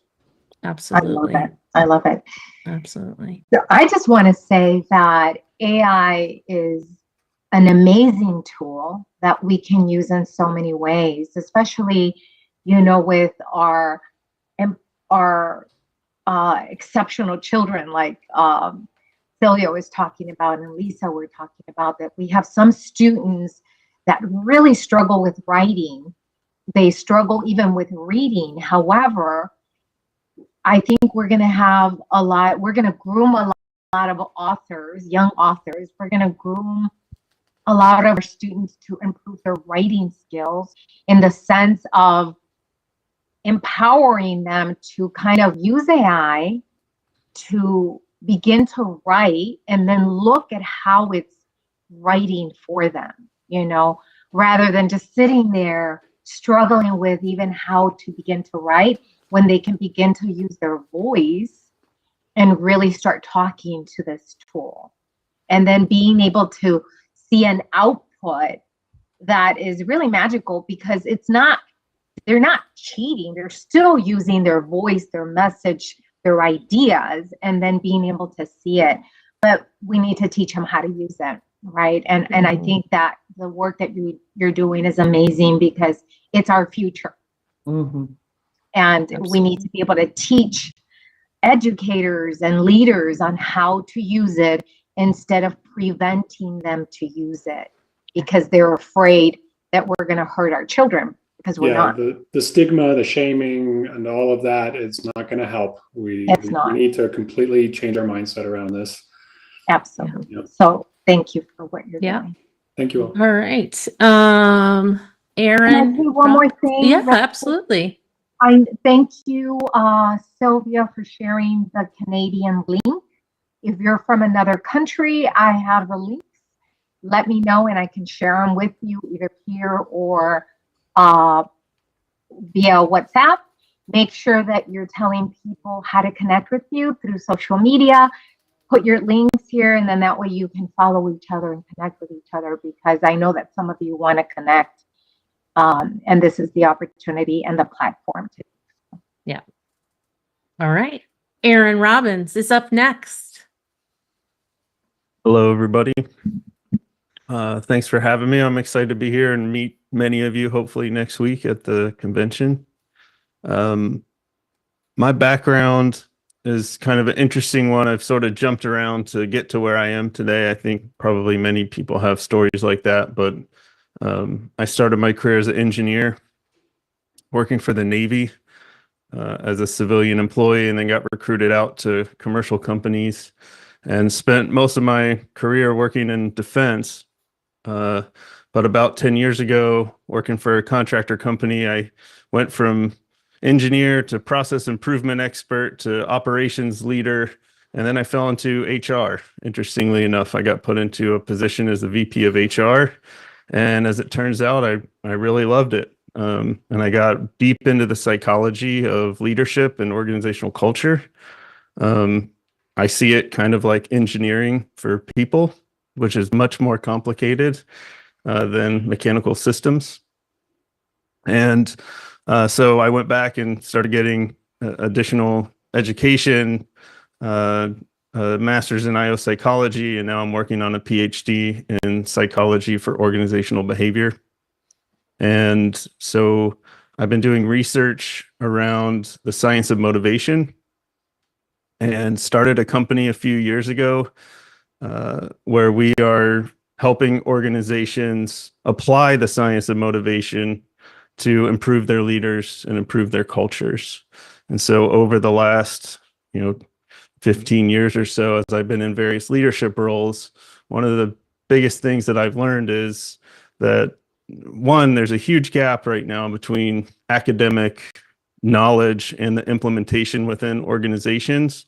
That translation, I don't think, is happening well enough, so that organizations are using information and theories the way that they should and can to be more effective. And also that for leaders in particular, what I found was you can get lucky or you could have good intuition and learn a lot of good things, but until you really understand why things work and how they work, you can't make it truly repeatable and sustainable. And so we see organizations just throwing away millions of dollars in training costs and programs to send people to courses where they go and they have fun and maybe they learn something and they come back to their desk and they just get right back to their old habits and their old ways. And we're not teaching and developing leaders in a way that's sustainable and lasting. And I believe that motivation is really at the heart of that. And so we use self-determination theory. If anyone's heard of that, it was a theory. It's been around for 40 plus years, developed by Dr. DC and Dr. Ryan. But it's not an industry. And so my interest really on the academic side as well, or education side, is how can we help more on the administrative side where the leaders are influencing the policies and the teachers, and teachers are leaders. So how can we help them understand? It's really what's explaining why we do what we do. And if we understand that, then we can lead in a more autonomous way. We can create environments that are supportive of people's what we call basic psychological needs, and not look at motivation as something we do to someone or something we have to increase. Because really the true impact of motivation is not about quantity, it's about quality. And so my chapter is really about how we apply that theory of motivation to, in this case, the educational setting, and how we can add that and teach a way for teachers and administrators to apply that to create environments that are going to be supportive. And we know from the research that when people have high quality motivation, they're more productive, they perform better, they have more creativity, more persistence, better well-being, more vitality. The list just keeps going. So my chapter has kind of a parable that it starts with, and then we get into how the model works and how it applies in this setting. And I guess to get a hold of me, same as Lucas said, I've got my QR code in the book, so buy the book and you can get in touch with me. But we do a podcast. It's on YouTube and Apple and Spotify and all the different audio platforms as well, where myself, my business partner, and one of our colleagues, Dr. Zagarmi, who's one of the founding associates of the Ken Blanchard companies, been around doing leadership consulting for well over 50 years now. We talk about different leadership topics and other related topics in our podcast. And now we have interviews and things with other leaders. So Intrinsic First Leadership is how you can find that on YouTube. So that's it. Thanks. Congratulations. I love it, because, we have to move away from the even sit and get information where you're just listening and to lectures and training. I think that the science of motivation is taking our leaders beyond just getting the information and learning how to implement it to really create change, you know, because we can talk about new ideas and things that work, but if they don't implement them, it's not going to happen. So I love the work that you're doing. So congratulations. And then many of our students are going to do the same thing. They take the leap from one career to another, right? And it's amazing that you have the courage to do that and stepping into something amazing now into the educational system. So thank you for all you do. Yeah, and I would just also we hear teachers right now talk about how kids aren't motivated and kids can't this and they can't that, and there's a lot of pieces around motivation that particularly they feel has been exacerbated as a result of the pandemic. But what I think they don't realize is that sit and get style of teaching is not the way to help motivate kids to learn. We have to really use different strategies, and those motivation theories are really, really important. And it's not something that is typically taught in teacher prep. So, or even in when you're becoming an administrator, it's definitely not taught there in how do you motivate people. So it's really an important piece that is missing right now. So our kids have changed. They're different. We're in a different world, but our education system hasn't made those same changes to adapt. And that's where we're at right now. So, all right. Dr. Donnie, you've talked about three things that are critical to link together in terms of what doodads. I'm sorry, Aaron, what Aaron was talking about and what you were talking about. Children can't learn when they are scared. And the anxiety levels have gone through the roof since the pandemic. So the first thing teachers and students need is calming. They can't learn when they're hungry. They can't learn when they're worn out and tired. And if they aren't any of those, and even if they're any of those three because of things in the environment, then their receptive communication is off, and talking and telling isn't teaching. Right. You can only learn what your behind can endure, and that's about 7 minutes worth. Yeah. Absolutely. Yes. And I the see. other important piece that I think it's important related to what Elizabeth and Aaron are talking about. When children leave the home, if there's arguments and there's fights, or like you said, if they're not eating, like there's a repetition, like a recording that's going over and over their little brain of the fight or the situation that they just experienced. And there's no way they're going to learn anything new or capture what's being said. So I love how we're coming together in different. Yeah. But it's meaningful. Absolutely. And Alexandra Lopez just put in the chat, learning is social, as we know. And when we look at it earlier on, someone was talking about, learning to read and write, and our kids are struggling with that. Well, it's part of language, and we learn that social language first.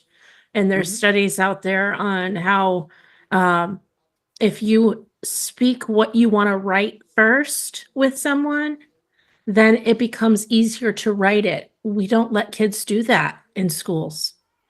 And if we want kids to grow more complex language, it's not going to happen by them sitting in a seat and listening to lecture all day long. So exactly, Dr. B, we're starting to see how all of these threads come together. And I think actually our next author is Yesenia, and I already can envision how her topic is completely linked to all this. So let's introduce Yesenia, and go ahead, take it away. Thank you, Donna. Thank you, everybody. Happy Saturday. And it's so so on point that my topic, which is media literacy, connects all of the dots. So before I dive in, I just wanted to give you a little background about me. I come from a different world. I come from the corporate world. But if there is one thing that, that really, makes me excited to be with all of you today, is the importance as to how we all need to come together and figure out ways as to how we could further improve the educational system through new innovative technologies, resources, and also empower all of our students to be able to obtain those tactics and be able to better compete in today's quick environment internationally. And so coming from the corporate world, I am currently the founder and principal owner of Why Communicate, which is a communications firm that establishes and maximizes a brand's reputation, voice, and identity through in-house corporate communications. So there is a definite intersection between media and education. And the reason why is because coming from the corporate environment, I always educate and inspire clients to talk about one thing and one thing only, and that is authenticity. And authenticity is cemented and amplified through storytelling. Many people don't even realize that the power of storytelling comes from the why, which is the heartbeat of every story. And the way as to how we foster deep, effective connections is through storytelling. If you look at everyone who is on this call, those who are watching, we all have a story that needs to be told day in and day out. And it is through crafting, amplifying, and showcasing what it is exactly that we want our message to be and to how people are going to consume it. You can pretty much say that your words are pretty much going to be the tool as to how you're going to get people to understand exactly what it is that you want to do. And so in my book, in the chapter of the book, I talk about media literacy, and it was kind of ironic that I started off my quote with Linda Ellerby, where we emphasize the critical tool of media literacy and empowering children to use media as a tool rather than being simply manipulated by it, and the historical context between media and education and how it highlights students to have unprecedented access to information through traditional and digital media. And let's be frank with the current media landscape. It's 24/7. Everywhere you go, whether it's through any portable electronic device, computer, television, billboards, magazines, everywhere around you, we get consumed by the media every single day.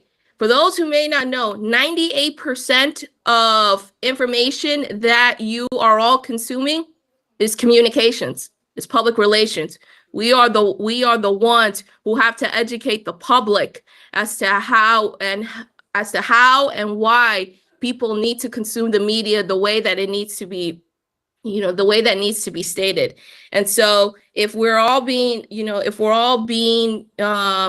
very critical as to how we consume the media, it is so really important that media literacy and as well as digital literacy needs to be reintegrated into the education system, because when you have about approximately 92% of youth who are online daily, who are consuming media, it is really important to equip them with the proper media literacy skills. Skills that can be started off as young. We have children as young as 3 years old who have already consuming many different types of content. And as it elevates further and further and further into into the adolescent years and through K through 12, I think it's becoming much more of an important aspect for not only educators but also communicators to be able to build different types of curriculum that is going to shape the mindset of as to how children are going to be able to consume different types of media. It's all about developing well-informed critical thinkers. That is the concept as to what the chapter of the book is all about. We're going to be talking about the role of educators and communications professionals. We're going to be addressing challenges as to what the current system is and the ways as to how we can reform the system. We can also talk about advocacy in terms as to how we as educators, as communicators, because we ourselves have a responsibility to be able to educate the general public as to what it is that they are consuming and why is it important that we inform and not persuade. That is our job as communicators. We're here to perform. We are here to inform. And the role of educators is the exact same way. We are here to educate our youth and inform them as to what is happening and allow them to be able to utilize that information in their own way for them to develop their own perspective of things. Because because as communicators, again, we have the power to shape narratives and perceptions.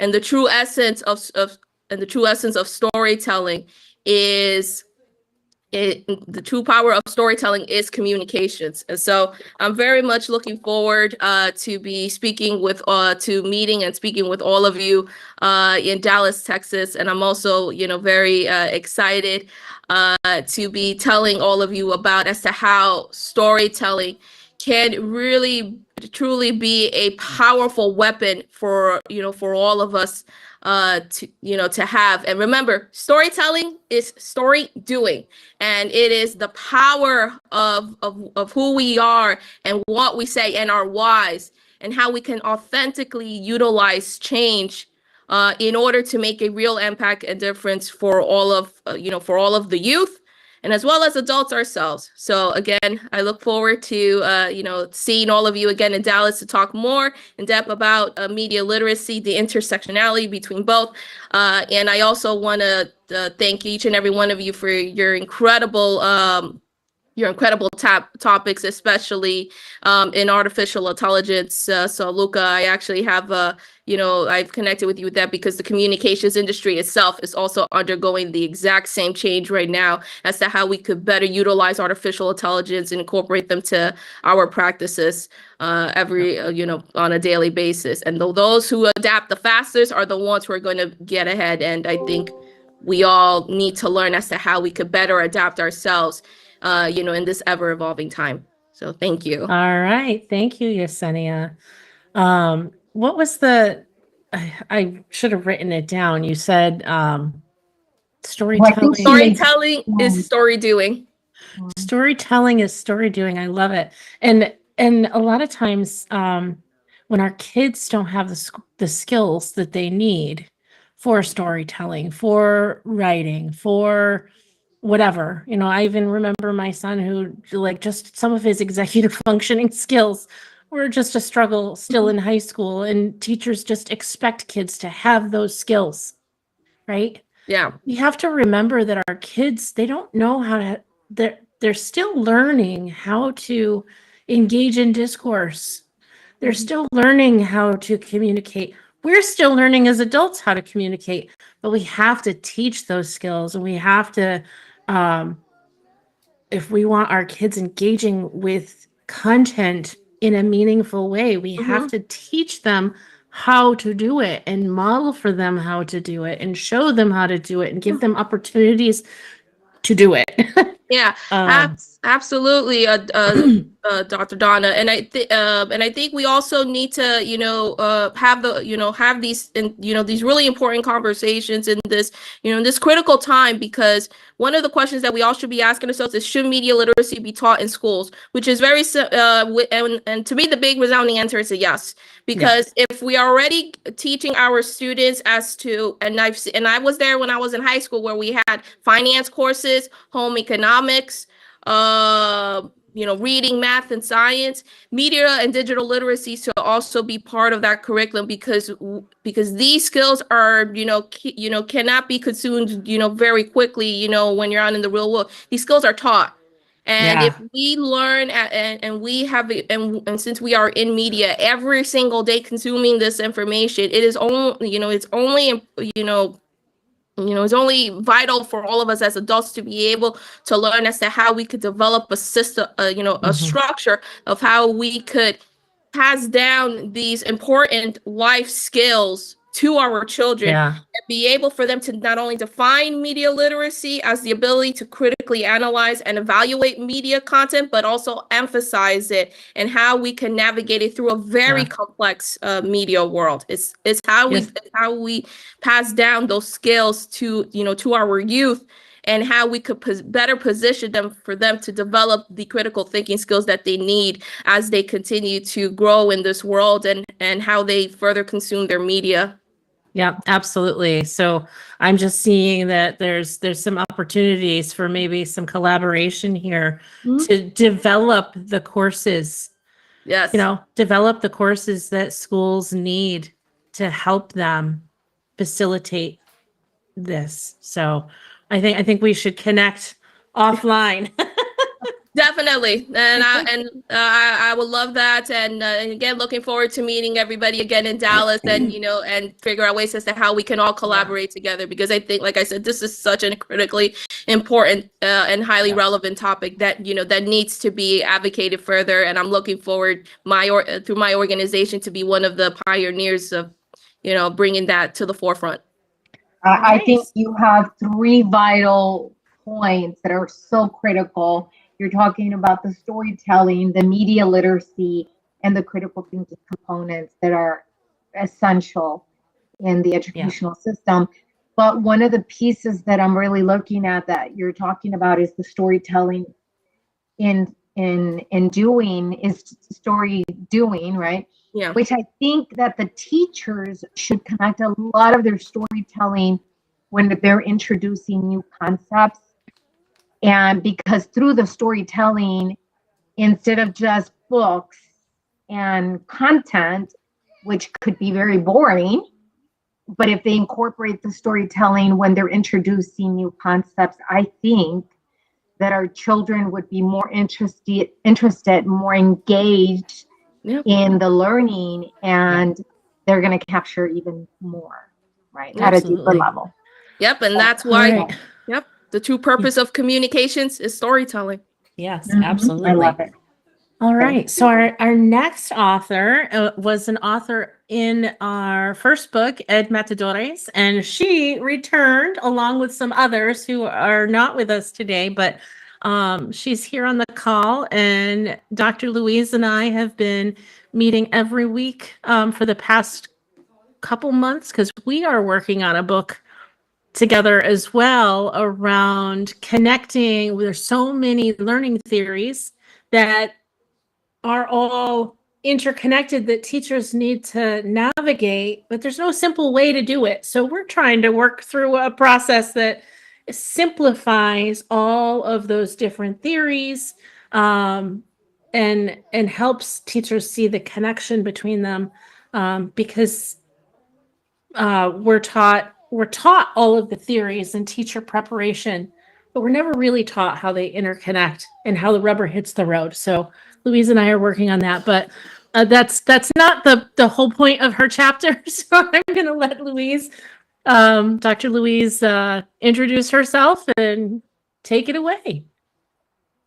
Thank you, Donna. And thank you, Dr. B. I'm Dr. Louise Debretzeni. I live in Vancouver, Washington, so I'm out here on the West Coast. I have a business. It's called the Institute for Neurosemantic and Sociocognitive Learning, INSL LLC for short. And what we do is we provide services to children and adults with learning differences. So I have a lot of students with autism and various other different learning differences. And the other piece is we create learning products and that are based on ideas of using visual thinking strategies. So I've been really interested in everything that everybody's saying. I want to pick up the idea of storytelling and tell you my story and tell you why storytelling is such a fundamental concept for teaching and learning. We have to have context in order to learn new ideas. If we don't have the context, like for example, a spelling list, we pretty much know that spelling lists don't work. It's boring. There's no context. I've had students who can pass the spelling test and then they write a paragraph, and the same words that they spelled correctly on the spelling test are misspelled in the paragraph because they didn't learn how to use those ideas within the context. They didn't connect the written idea with the mental concept or the actual concept that goes with it. So how I became a teacher, I didn't become a teacher until I was in my 40s. And if anyone would have told me when I was 15, 16, 17 years old that I would have become a teacher, I would have laughed them out of the room because I hated school. School is so stifling and we crush our children. School is all about domesticating children and smushing them into a box that our social box of how you're supposed to behave and live. I can't support that. One of the reasons I can't support that is because it hurts people. It creates trauma. I look back on my own education and there's a lot of pain and trauma involved in that. And I went to really good schools and had really vast opportunities as a child. I can't imagine like coming out of a war zone and then trying to somehow sit in the seat in a classroom and listen to what's being given to you. Because learning is not something that you just receive passively. Teachers can't make you learn. Teachers can provide opportunities for learning acquisition. The way our brain works is that we have to do something with the information in order to actually learn it. We have to physically change our brain by creating new neural connections. And the way we do that is by actually doing things. So we have to listen and speak. We have to draw and view.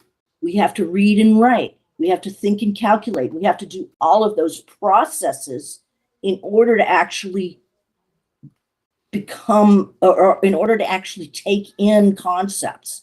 So when we provide concepts just as, just ideas you have to memorize, that's not learning. That's not learning. Learning is being able to take the ideas and go somewhere else and use the ideas in a novel way. And so when we just sit and listen to a lecture, you have to do something with that information if you want to make it your own. So at INSL, we use a different way of thinking about learning. We draw our ideas to represent our mental concepts. When a student draws, I can see what their ideas are. So if I give a reading passage and I ask you to draw the ideas, I can look at your drawing and see which concepts you didn't understand. And then we could go back and say, oh, we need to look up this word. And then we can make a visual dictionary of those ideas. So we start with the drawing to represent our thinking. When you have the drawing in front of you, then you have something fixed that doesn't float away. You're not trying to hold it in your own mind. So you free up your working memory to think about the ideas, not hold a picture, but to think about the ideas. And then you can take those ideas. It's very easy to write about your ideas once you've drawn them out. And so this is something that is great for students across a wide spectrum. One of my personal passions is helping students who I call visual motor learners.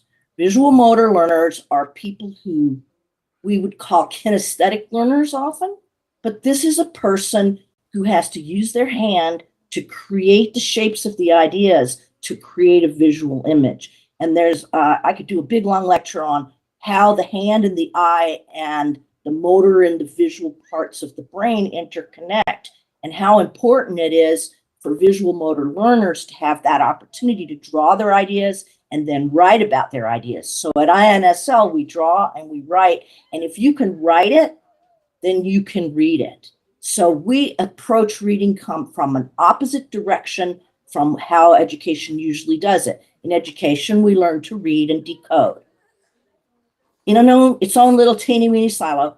And then after we've learned a little bit of reading and decoding, we're asked to write, which is encoding.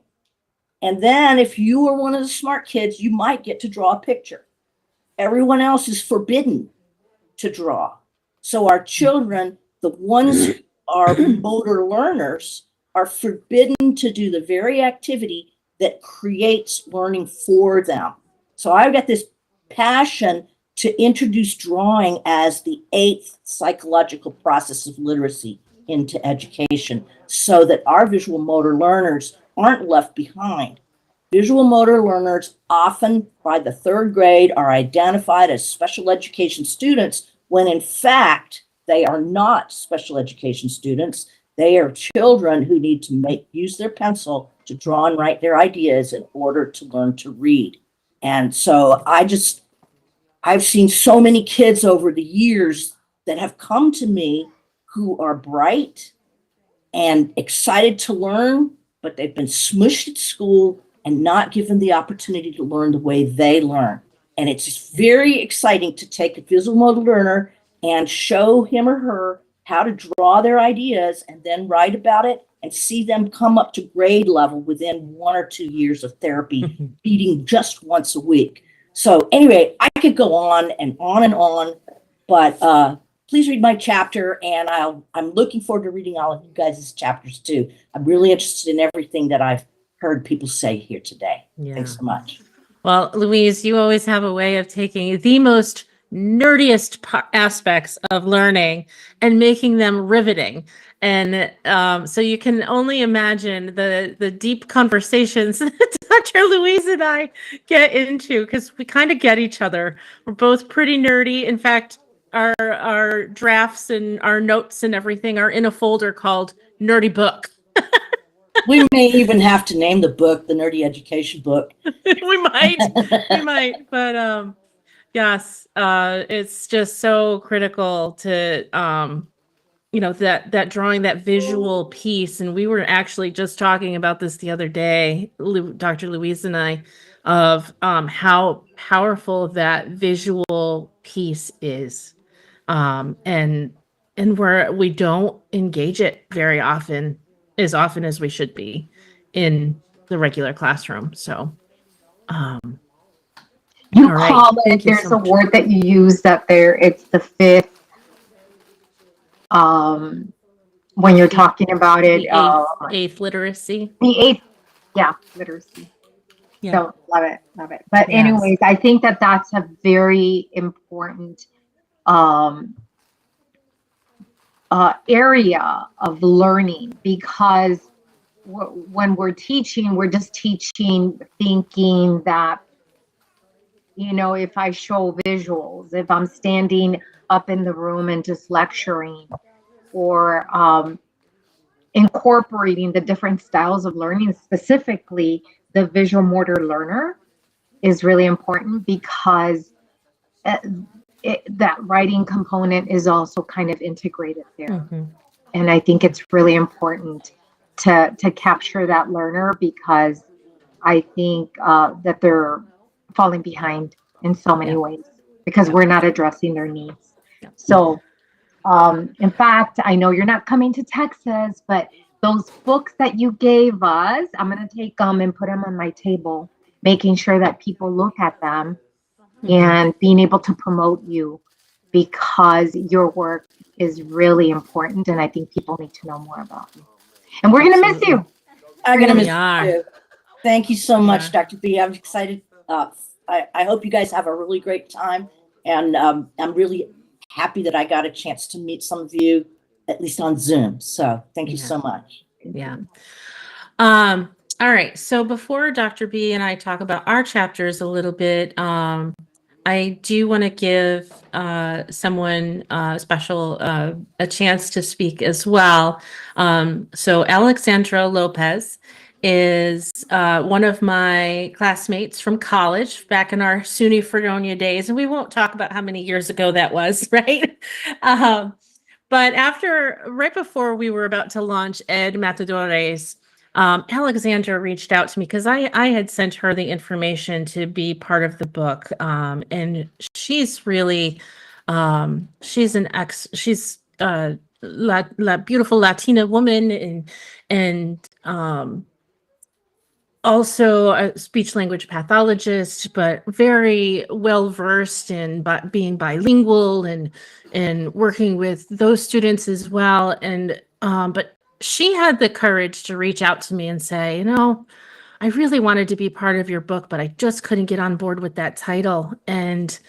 Um, and I was kind of taken back because we had other Latina and Latino men and women who were part of our first book, and I had put the book title in front of a lot of people, and nobody seemed to really say anything. So the fact that she was speaking up, I was first kind of surprised. And then I started asking more questions, and she and I conversed back and forth, and I talked with other colleagues. And really, it's about that colonialism, and some of her experiences were traumatic around seeing a bullfight, and that colonialism, that representation of a taking over of people by Europeans. And it was just a total part that we had kind of, it was a miss. And so as educators, we wanted to lead the way in knowing that, like, we should probably have the conversation of how we pivot, or should we pivot. We had done all this marketing, we had this book, we had all these authors on board, and we're just about to publish, and how do we take this? So we had actually gone through, we had a mastermind at our first book launch. Dr. Louise was part of it. And there were people on both sides. People were like, no, like they understood the metaphor that we were trying to get at, and where we were going with it. And then there were people that were like, but it's like killing the bull. That's not really cool.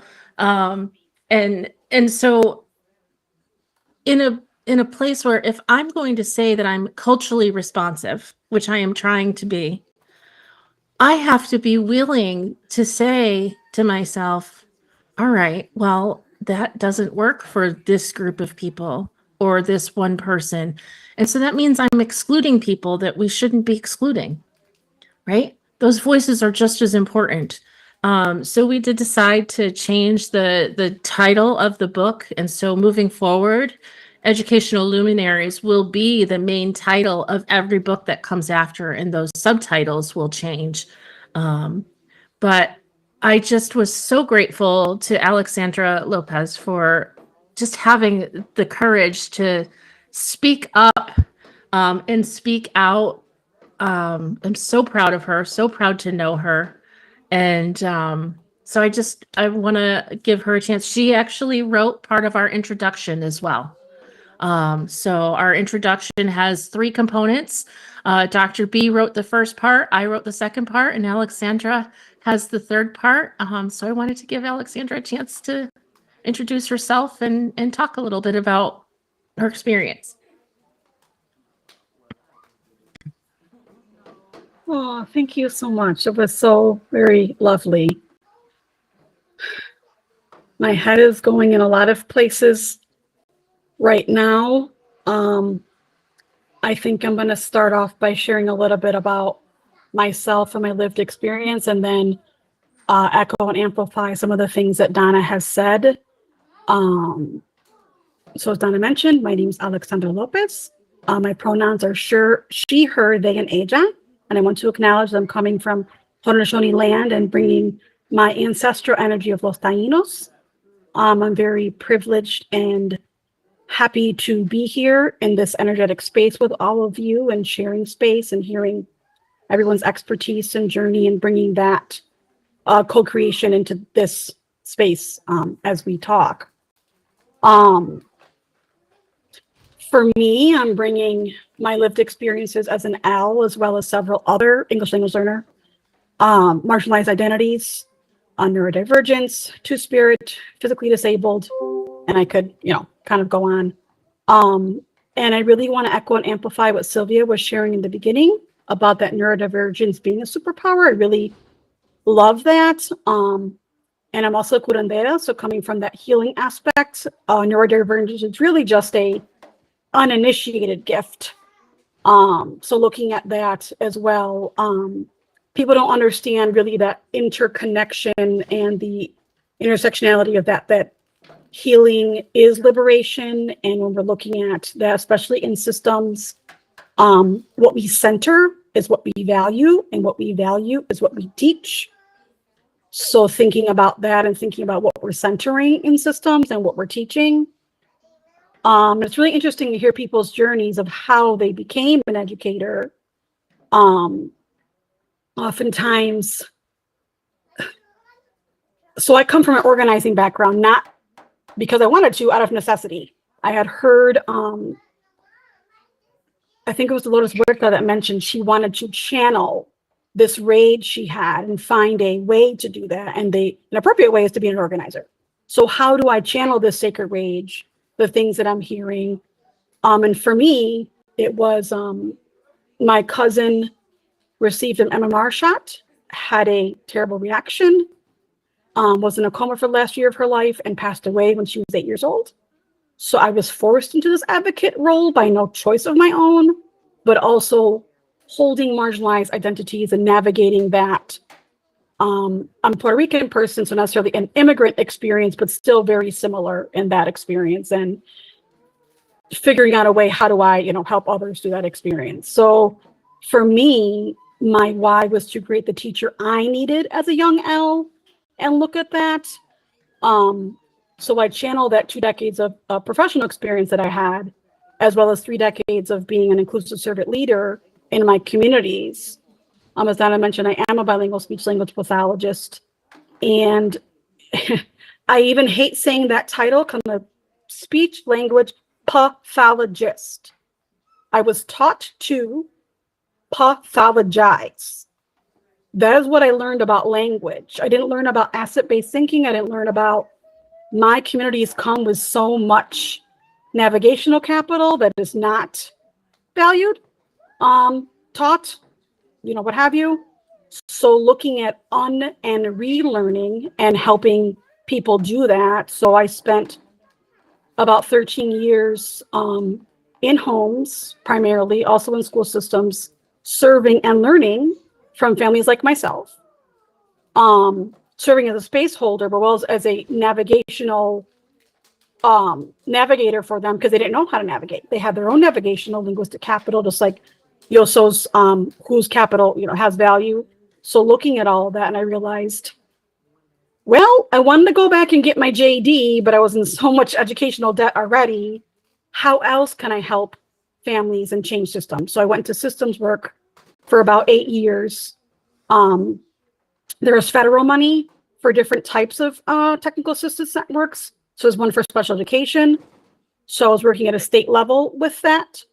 But unfortunately, the allostatic load of that work, and then when the pandemic came, I acquired long COVID in December of 2021.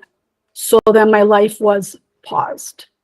I have not done professional work. I have not done communities work. With the election, Joe Hill says, don't mourn, organize. I'm still in this thing of mourning because I don't have capacity to organize. So there's a lot going on there for me. I kind of want to echo and amplify. People are saying, when the pandemic, for an administration decided to say the pandemic is over. No one can just say marginalization, oppression is just over. We have to work for these systems. So in the rest of the world, the worldwide pandemic, only weirdly in the United States is the pandemic over. And for many of us, as myself and other people, the pandemic is not over. And, it's another topic for another day, but we are not talking about the mass disabling event that is long COVID, that is marginalized by those of us who don't have access. And that's a whole nother story. So I'm trying to think about what I wanted to share. So that's kind of a little bit about me. So thank you for listening. I'm also, there's a lot of archetypes for that. I'm thinking about my somatic self, internal family systems and whatnot, but a people pleaser, if you will. So I used to apologize. So I'm going to say thank you for listening as opposed to sorry for talking too much. But as we're thinking about what Donna was sharing surrounding the title. I kind of put myself back in that experience when I saw the email. Well, first I was really happy. Donna and I had been reconnecting. We're talking on Facebook. Oh, my college friend, and how fun is this? And all these things. And I got this email. I'm like, motherfucker, sorry. Actually, I'm not going to say sorry. But it was like, the feelings of my body was like, it was super, super visceral. I'm like, what is going on here? Like, how do I manage these feelings? And what is my response? Because it was a lot of whirlwind for me, the visceralness when I saw the word matadores. Matar. Matar means to kill in Spanish. So I was kind of confused. I'm like, why are we talking about killing for children? And Donna explained to me when we so usually in English, storytelling is linear, beginning, middle, and end, but I'm going to kind of jump forward and come back. She did explain to me the rationale. The rationale did make some sense, but I still couldn't quite, put it together.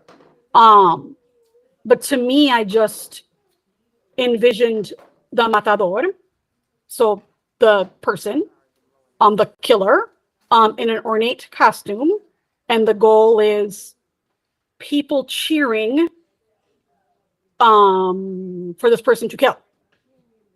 And I kind of talk about it more in depth in the the COVID brain. In the what Donna was introduction, gracious to me to offer to write.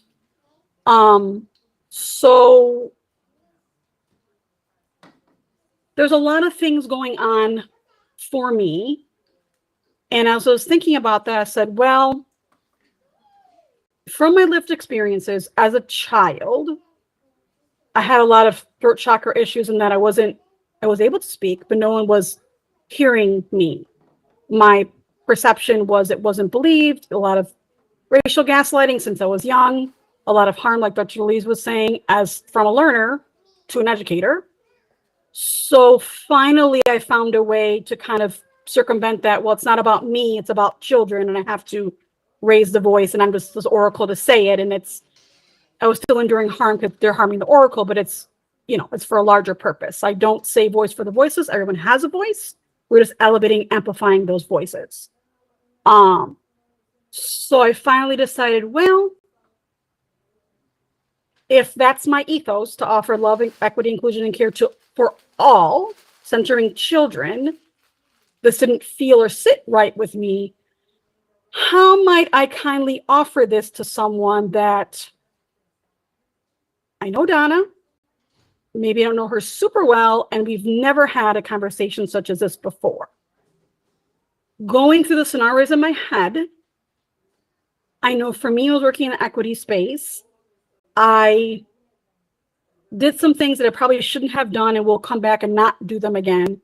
But I basically endured and allowed microaggressions, thinking they would build rapport.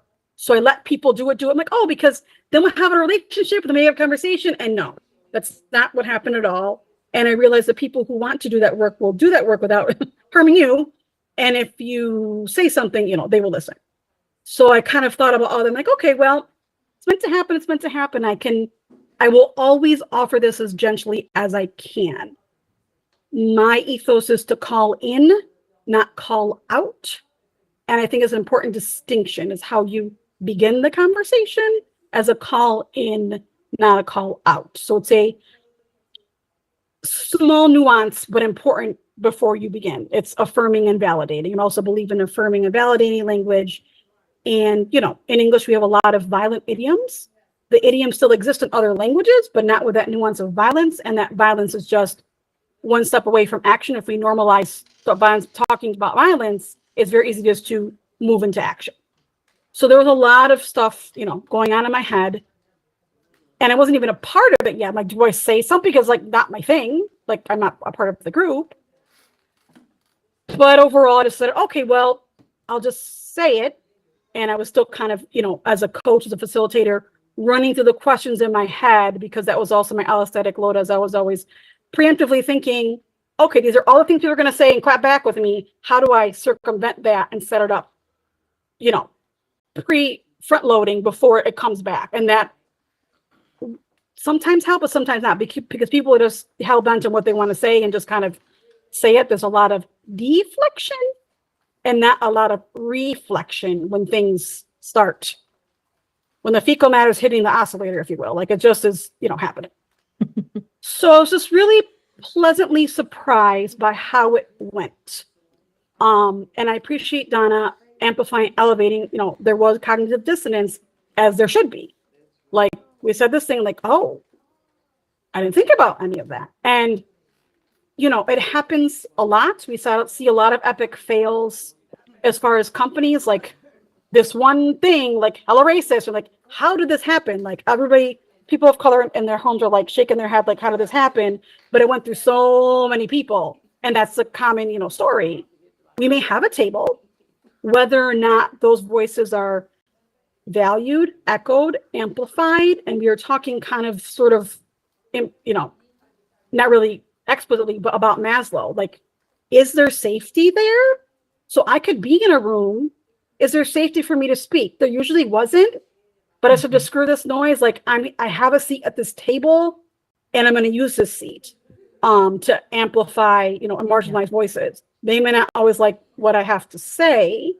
And I said it in a very loving, intentional way. Like, I'm not a call out person at all, but they just didn't like it because it really disrupted their narrative. Right. So thinking about that, like, people don't like disruption.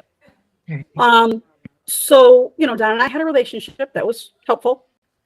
And I just decided I would go through these questions in my head and just offered, this is what I'm thinking. You know, what do you think? And as you know, as she described, there was cognitive dissonance and thinking, well, I'm not sure about this, which is normal. And then it's kind of, how do you get past that hump, right? In that call in, having open dialogue, feeling safe to have those conversations. And there's a fine line for me, because it's people of color should not be teaching others, but yet in my previous role, that was my role. I still kind of think it's my role, but there's also a lot there in that communities are not a monolith. So no one says the white community.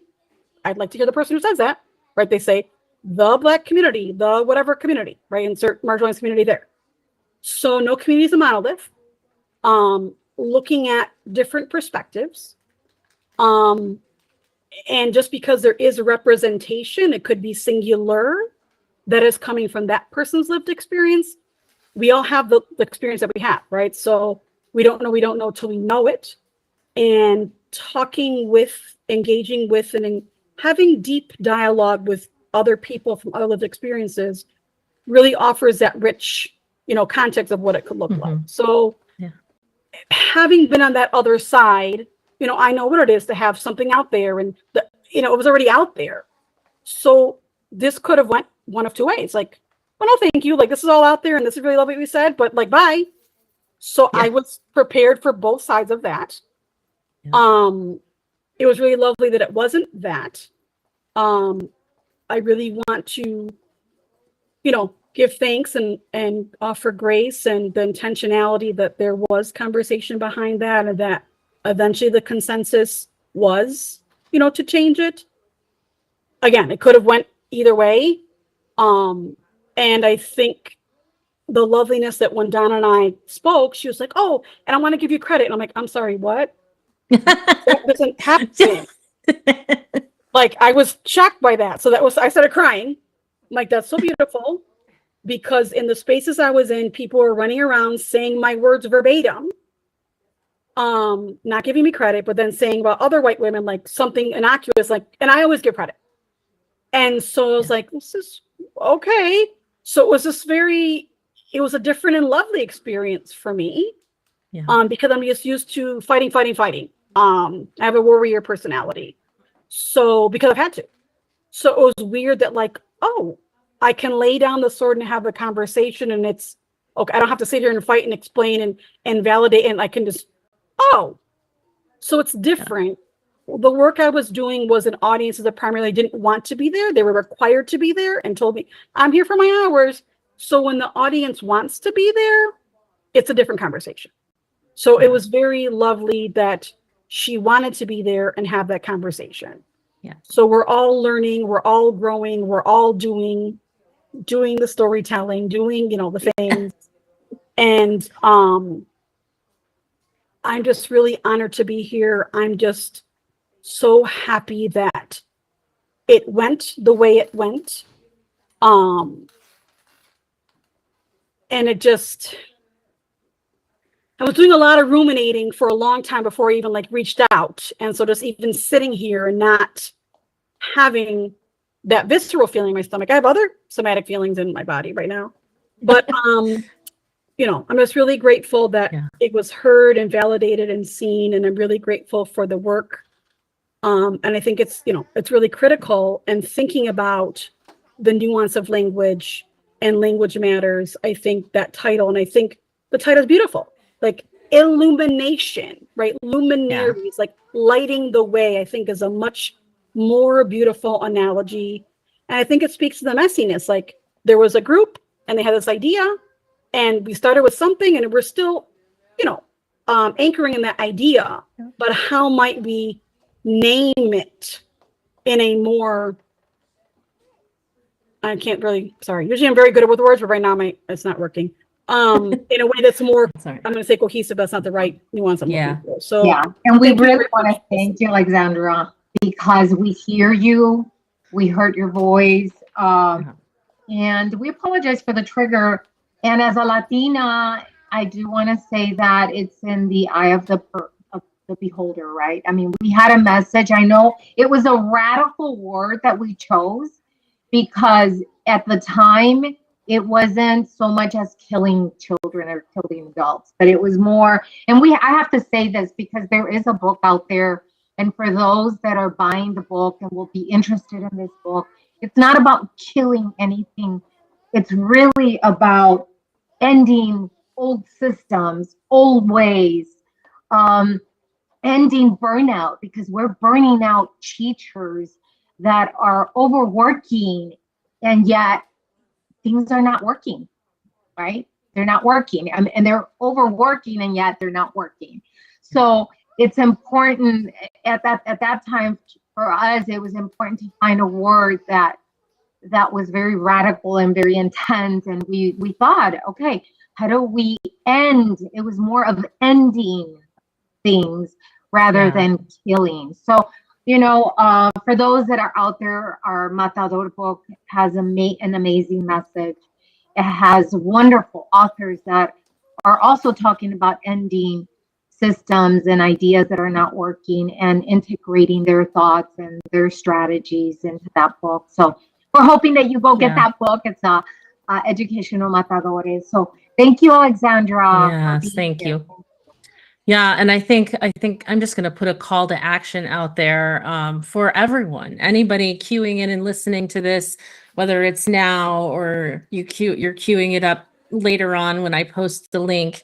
But we have to be able to get over ourselves, right?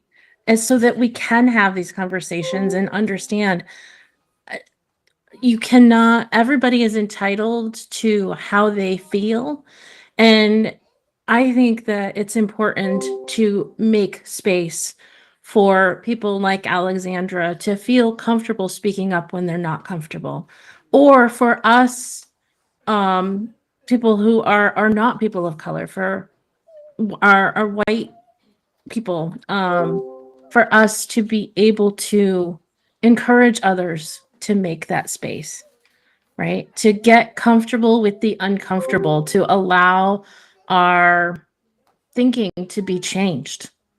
And so that's the call of action, is just do what you can to make the space for these conversations to take place, because we can't change without having those conversations. So thank you, Alexandra. I'm so glad you could join us today. I just wanted to give Dr. B a chance to talk about her chapter a little bit, and then I'll talk a little bit about mine. Sure. It's just very brief because I know we've gone over our time, and we honor everybody who's here. Mine is basically on my dissertation that I worked on 10 years ago, and it was about the different learning theories, behaviorism, constructivism, cognitivism, and I really went deep into the theories and then figuring out, okay, how do we take these theories and implement them in the classroom, and integrating them with metacognitive strategies, right? Being able to help teachers become aware of the student thinking process. How are they thinking? How are they taking in the information? And then how do we help them to focus intentionally on the topic and the learning that needs to be done in the moment, right? Helping students recognize the errors that they're making while they're actually learning the material, not waiting until the end of the standard test or at the end of the final exam or whatever. It's like being able to capture the errors at the moment and correcting them, and then developing effective learning practices that would help the student take control of their own learning. So that's basically what my chapter is about. I'm excited that I was able to bring it to life from research to now a chapter, and then hopefully going into the classrooms, into the educational systems. I am contracting with different districts and college and universities, and I'm hoping to bring a lot of you in into those contracts so that you can also share your message and your amazing work. So thank you again for being here.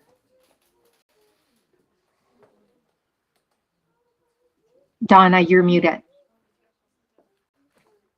I always do that. Thank you, Dr. B. So when you get a chance to read Dr. B's chapter, just like all the other chapters, it's really fantastic. As soon as I was done reading it, I sent her a text and said, "Oh my gosh, your chapter is amazing." So you just right on with the work that you did. I too also focused on my dissertation, which was from 2010. So I can't even believe that it was 14 years ago. But growing up, I always knew I wanted to be a teacher. I was enamored with school. I would bring my papers home and I'd take them down to the basement and I would play school. I had a huge chalkboard and I would write and pretend I was the teacher, and then I would sit in the seat and I would do all the papers. So I was someone who was good at school, good at doing school the way school was done. And too many people in my life, I know they were not good at doing school. My dad, my brother, my son, friends that I know, and now I know Sylvia too, and I'm sure other people on this call, and we all know people who either didn't make it through the educational system or got by the skin of their teeth, and not because they weren't brilliant enough. It's not because of that. It's really, we're not using strategies that on how people really learn. So I addressed that a little bit, but I also go into the teacher prep aspect, and that's what my dissertation was about. And so I was able to bring in the competency-based student teaching residency experience. I studied the student teaching program that I did through Hamburg, the Fredonia Hamburg internship program. It was a full year of student teaching, 33 weeks, beginning of the school year until almost the end. And we had competencies that we had to master before they got signed off. And this program started in the 1970s. It was a competency-based student teaching was a big fad that went through and was gone 10 years later. But this particular program had lasted the test of time. It's been over 40 years now. And the so the research is really about those year-long experiences that make sure that we're not focused on, yeah, I can grade papers, but doing things such as taking anecdotal notes on 3 or 4 kids and then using that information to then make better decisions about their learning. Making sure I knew how to do that before I graduated, making sure that I knew how to engage with parents before I graduated. So all of these things got signed off on in addition to being observed by my supervisor. And so I studied this program and it really aligned with a lot of the research, and we just need to amplify what we're doing in teacher preparation. So teacher preparation is kind of that beginning phase. And when you think about most teachers, they go to school, kindergarten through 12th grade, and they graduate, they experience school, sit and get. Then they go to college and they learn all the theories, sit and get. And then they become a teacher and they know the theories, but all that they have experienced is sit and get. So what do? Because they're not enough time, they stand and deliver. That is the easiest way to get content across, but it's not the best way to get students to learn. So, yep, Sage, I see Alexandra Sage on the stage. So, Well, I think we should all bring them all together here in the view galleria. Yeah, let's take pictures. Do a quick little And screenshot. if everybody can, I don't know, they might want, oh my goodness, let's see. There we are. I just did I did a screenshot so I can crop it later. Okay, did I come out okay? Because I was frozen, or was Whoa. I with? All right, everybody smile. 1, 2, 3. Yay! Oh, Gavin's got our book holding it up there. So Gavin, I have to give props to him. He helped do some editing as well. He was one of the first people to go through and do a bunch of the editing before our editor, Randy Ward, and Dr. B and I were able to go through it. So give him some props too. Oh, no props required. It was a pleasure. Great writers. So thank you very much. It was really fun to read the chapters early, and thanks for looking at the edits and responding to them, everyone. Appreciate that.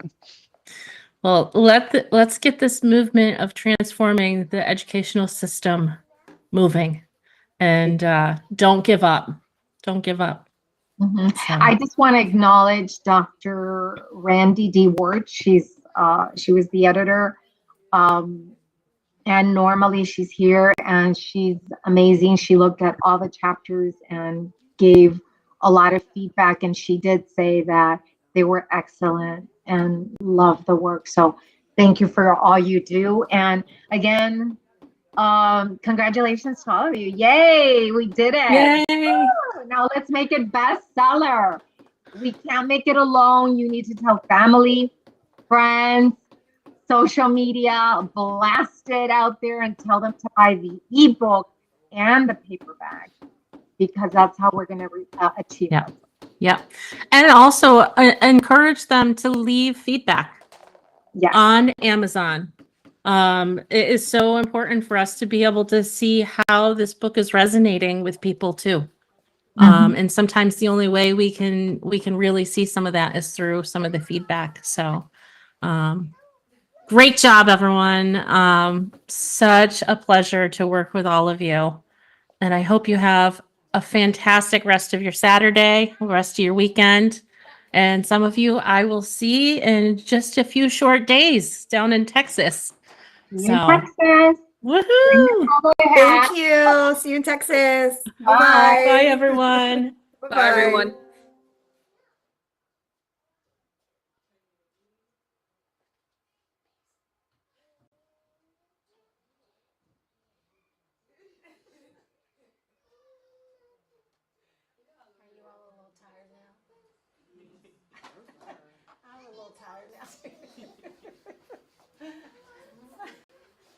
I wasn't expecting expecting that to be quite so long. And I was antsy. It was good. It was great.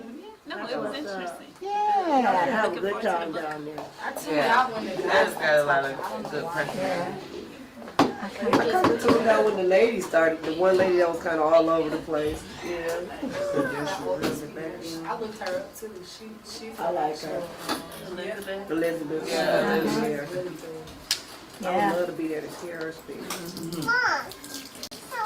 She said, that's my story. She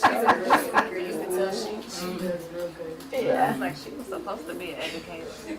Mm-hmm. Even She started teaching us. came over. Right, Yeah. yep. The more you listen, yep. Absolutely. So how are you guys feeling right now? How are you feeling? Well, I want you all to be honest. Tell me how you're feeling, because How you feeling? well, I mean, as far as your concentration levels and your participation level. Miss Terry? Mine got left. Terry said mine kind of left. I'm like, And if it did, you can tell me that and it's okay. Mine didn't leave. I just want to make sure I'm in class for lesson plan. Mentally, yeah, that was me. I'm here to 3. I'm getting a break from my other Okay. Okay, so. Well, I think we'll do a bit more because I want to get us through the transitions and then I'll prep us to do actual write our lesson plans. Okay. And then that'll help, I think, with Sorry, Ms. Lisa, how long we have missed y'all? you did it. Oh. You did it. You're good. You did it. It's the whole class. A good conversation in there.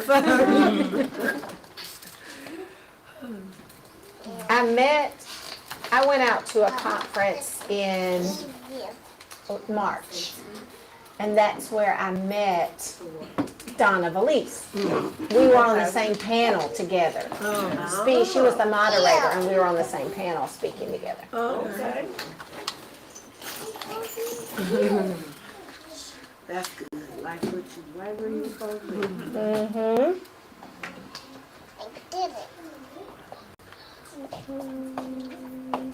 This is a quick question. The book that you're talking about, I'm gonna order me some books. It's a like certain website. Yeah, I'll send it to you. I found it online, and I'll send it to you. Well, I saw it online, but you know when sometimes there's so much that you have to keep in your head that I didn't keep the title of the book in my head. I'll go at that next, okay. To be able to. Number down. I'm so serious about that.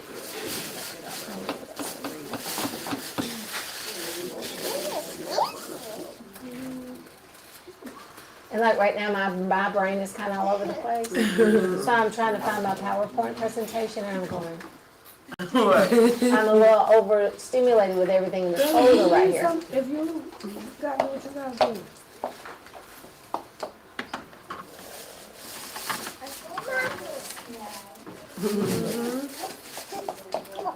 So the information on transitions that I use now comes from the National Center on Quality Teaching and Learning. So that's where this PowerPoint comes from.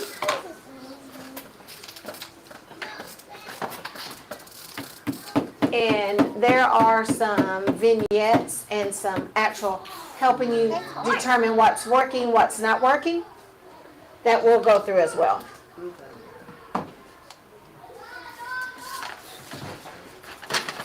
So according to this organization, when you're supporting school readiness for children, this is what it looks like. And you know we talk about building a house and having a foundation.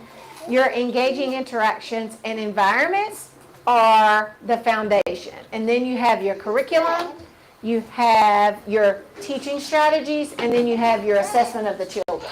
So our transitions and everything falls under highly effective teaching. It's still part of the engaging interactions and environments, but it also is also a teaching strategy. It's how you use them.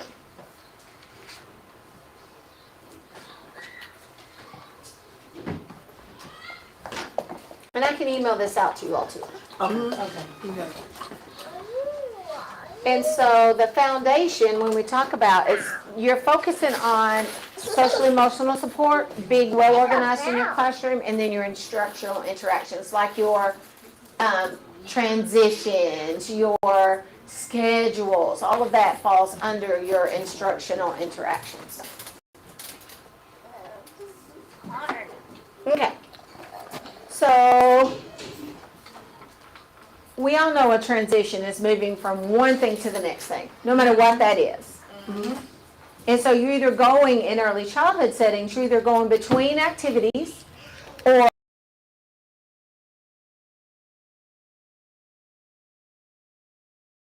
one classroom to another classroom or program. So like this, transitioning from your classroom. But the activities is within your classroom. So you're transitioning from center time to lunchtime, lunchtime to nap time to snack time time to center time to outdoors. So it's wherever you're transitioning to, whatever you're transitioning between. So if we're thinking about our daily schedule and we're thinking about that we're going to call that an instructional interaction. Why is transitions important? What does transitions do? So everybody knows what's the next thing. Mm-hmm. And they keep organizing. It gives them clarity on what they're doing next. And be a little safer. It wasn't like, running and doing, just. And all of that is great and smooth. It cuts down, transitions are important because it cuts down on behavior. And it also helps, it all helps, but transitions can be very time consuming. But that's why you make them teachable moments. Through a song, through an activity, however you can make that a teachable moment, that's what you want to do. But if you think about it, they can also be stressful for the children as well, especially a child with autism that may not be ready to move yet. Miss Terry, you're laughing. Did I say something the other lady said to you? It's not funny, just that, I have a coach come to see me, she can't even see me Thursday. Yeah. I have a little boy there, but I know that she's an inclusive trainer. And she brought that up because we had did coloring and had the markers, and I was telling the kids, okay, 5 more minutes. But with him, at the time, other kids was okay. But he fell out, throwing the chair, and she took the ways to, do him differently, like to him alone. Yeah. To his ears up and say, okay, Maverick, 2 more minutes, the markers. Right. And that's what she was telling me to iterate. Because he fell out, and she was like, oh no, he was throwing the chair, throwing the markers, he was doing a lot of stuff. So she, time observations of the meeting, she brought it up. She said, you did well with the other kids, and you saw they all did the tops on it, the map, they want to put the markers up. Then you go to him alone, you put it to him, and let him know, okay, man, there's 3 more minutes. Yep. I said, and I did. And they need that time. They need to know. So maybe your transition for those children starts 10 minutes before you have to move. And you go over there and you say, okay, Maverick, in just a few minutes, we're going to be going to do this. So I'm going to come back in 5 minutes. And the more conversation around that you can give them, the better. And that makes it easier for them. And the ability to transition is actually a skill. Children being able to transition well, that requires self-regulation because they're going to need to stop what they're doing, even if they don't want to be able to move somewhere else. Yeah, exactly. And so you don't have to have a transition for everything, but you want to transition from those key areas and times. So you want to actually minimize your transitions and have transitions only for, let's say you're going from circle time to center time. Your transition doesn't have to necessarily be a song. It can be the children choosing where they want to go. And then your cleanup from only those key times that you're moving. If you've got an hour of center time, you're only going to transition to that center time and then from that center time to somewhere else. But you also, can transitions happen on a whim? Can they happen on a whim? Oh, yeah. No. You plan them. Oh, it's like in the time. Yeah, you plan them, yes. So you don't want to just be in the middle of something and go, oh, we're going to, and then you're like, and then you start singing something that they don't recognize. So in learning spaces, we have a very common transition that we use that was created by Adrian Tish. And it's a song that's like 5 more minutes, 5 more minutes, 5 more minutes until it's cleanup time. And so they'll sing that first, that's the timer.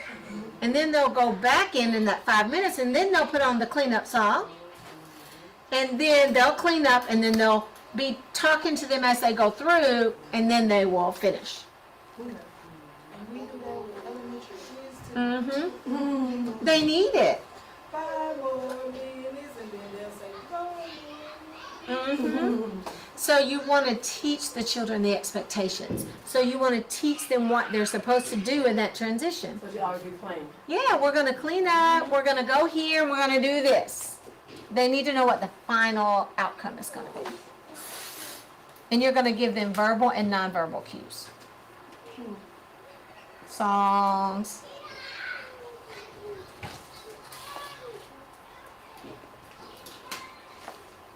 So you want to give children, when you're doing your transitions, you want to give them time to finish up what they're doing. So if you know they're really engaged, then start at 10 minutes. And say in 10 minutes, we're going to clean up and go to the carpet. 10 minutes, we're going to clean up and go to the tables. So then in 5 minutes, you go back and say, okay, or in 10 minutes, you say, okay, start finishing up. 5 minutes. 5 more minutes, guys, we're going to the table. Okay, start really wrapping it up, guys. 5 more minutes, we're going to the table. And then when they get to the table, you're going, and those ones that are a little bit slower cleaning up, as the other ones are cleaning up, you're going to go specifically to those children and say, okay, Autumn, we have to put this away now because we're going to the table and we're going to do X, Y, and Z. Do you need some help? Can I help you? Or how can I support you? Whatever language you want to use. And if she says, yes, you can help, then help. Get that, help them a little bit, say, okay, are we finished? Let's go. And you want to also make sure it says plan for quick finishers. So people that have cleaned up their part and go somewhere, you need to have something ready for them to do.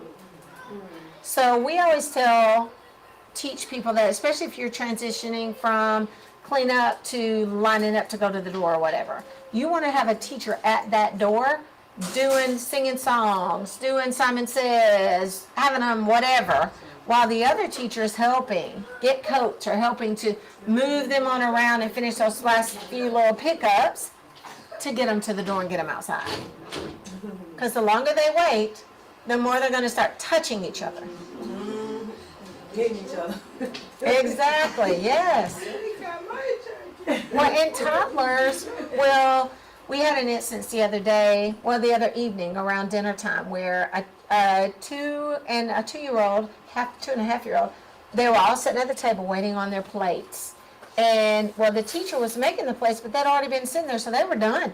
They're like, so a little boy touched the back of a little girl's chair. The little girl didn't like that, so she touched the little boy. Then the little boy touched her back, and then she bit him on the hand. And it could have been prevented by, come on, because they can't sit that long and do that. It never fails. They're going to touch each other. They're going to be out of their chair. If they're sitting on the carpet, they're going to be flip-flopping on the carpet. They're going to be moving around, and this goes for all children. They just cannot do that. So if we're prepared and we're moving faster, then it makes it go smoothly. And people don't understand that a lot of times. So here are some strategies. So you want to make sure, and if the children do the transitions correctly, praise them for that. Say, I really like how you all went straight to the door like I asked you to. Great job. You transitioned really well. And then they'll start giving you back that language. So I'll go, Mom, I transitioned really well today. And the mom's going to be like, well, okay. And then you can explain to Mom how they transitioned well that day. The only ones that won't say they transitioned well would be the toddlers. So you want to make sure that children can help each other because you're building that community within your classroom. You want to help them. They will know when to clean up, and they'll say, Miss Kenya, Tommy's not cleaning up. And so then Miss Kenya could go, Tommy, my friend, what are we supposed to be doing right now? Cleaning up. Why aren't you down to walk to? Well, why don't you done to finish? Okay, well then you have 20 more seconds. And then we're gonna have to move.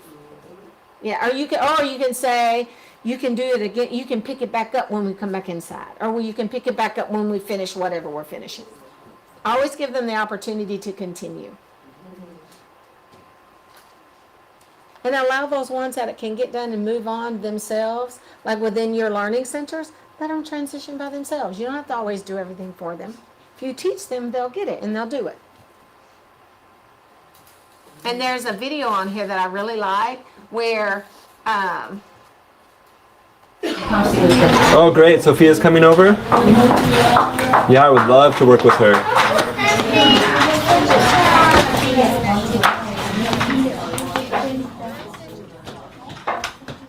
Okay, there's a little bit of reinforcement from Devin.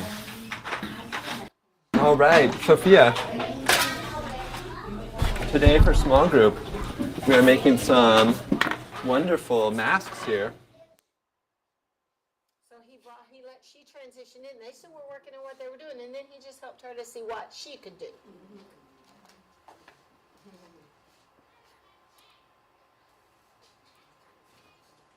And now this one is where they're transitioning the whole group.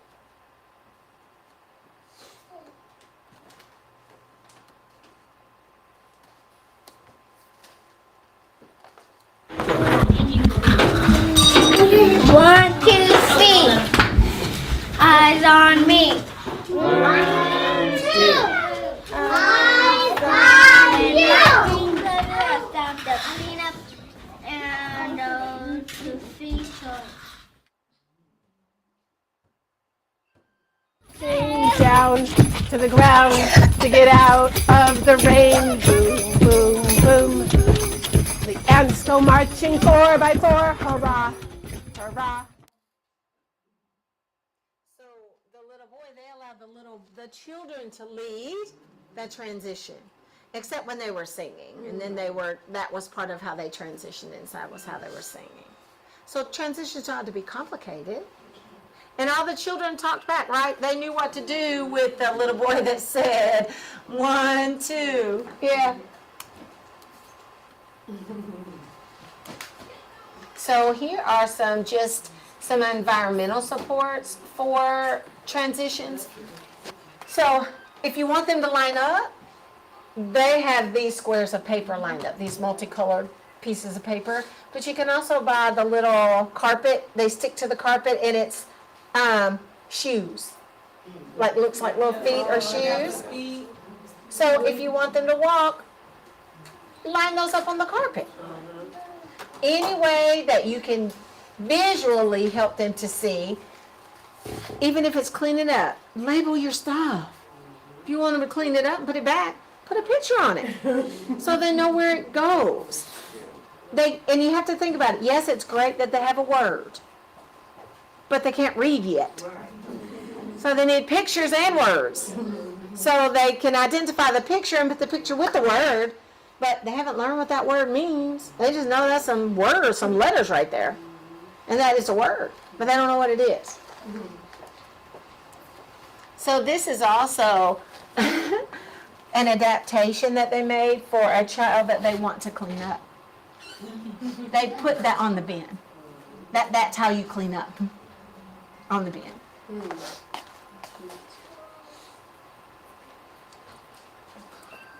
And the same here. This is also, they have visual cues. So the 5 for 5 minutes, and then they've got all the cues for where they need to transition away from there.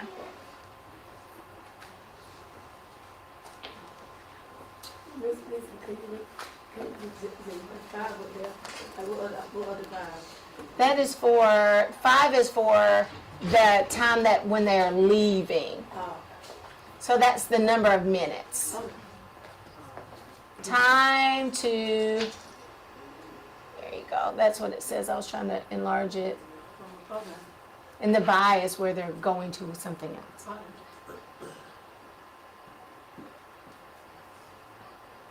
And that is something in an hour. Be back in an hour or something like that.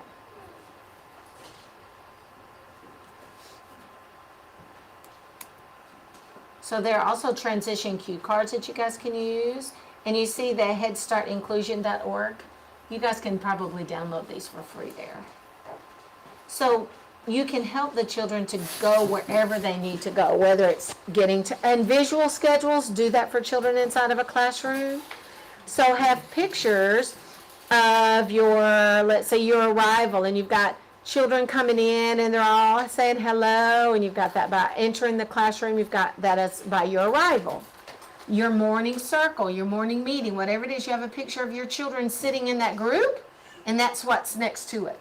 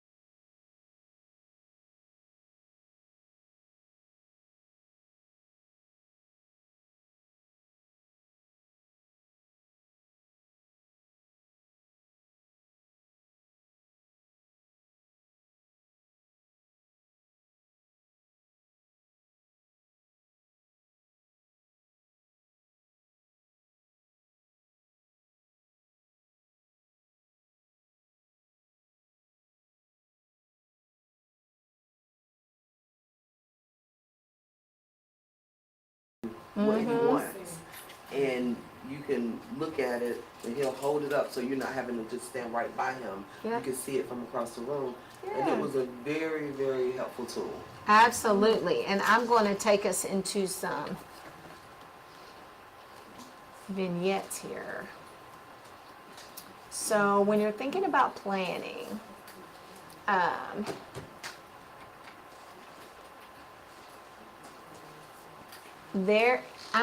we're going to look at these vignettes, and we're going to, is that large enough? Can you, that's kind of small.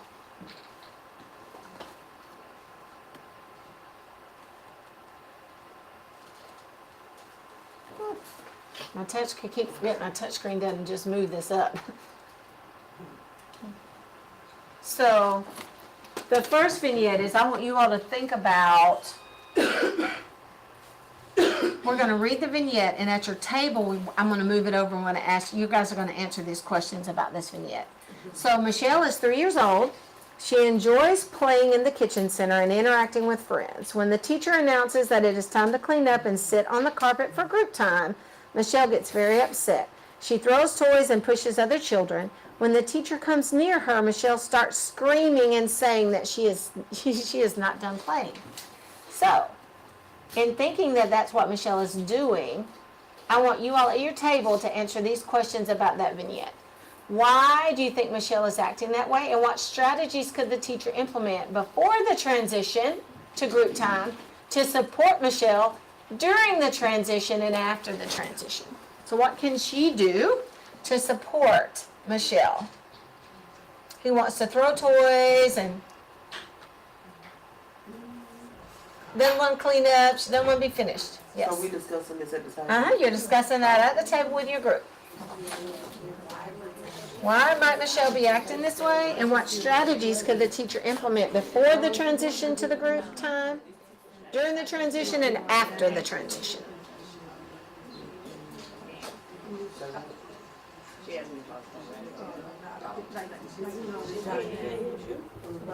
You got it? You know, because you don't want to stop. She just got to take it out on somebody. That's what they have to think of. Get on somebody else's side. Looking, and I literally have to stop her, like, stop. Don't even do it. That's funny. So, what is it? A warning? Warning song? Yeah. 10 minutes, few minutes extra.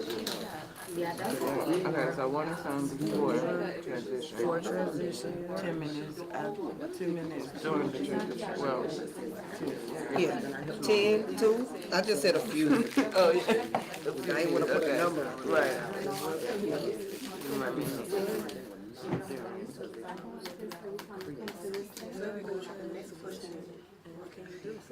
And then after the transition break, you just said the strategy. And the opportunity to come back. Yep. Yeah, so add more time to the, what we doing, Verbalize. transition.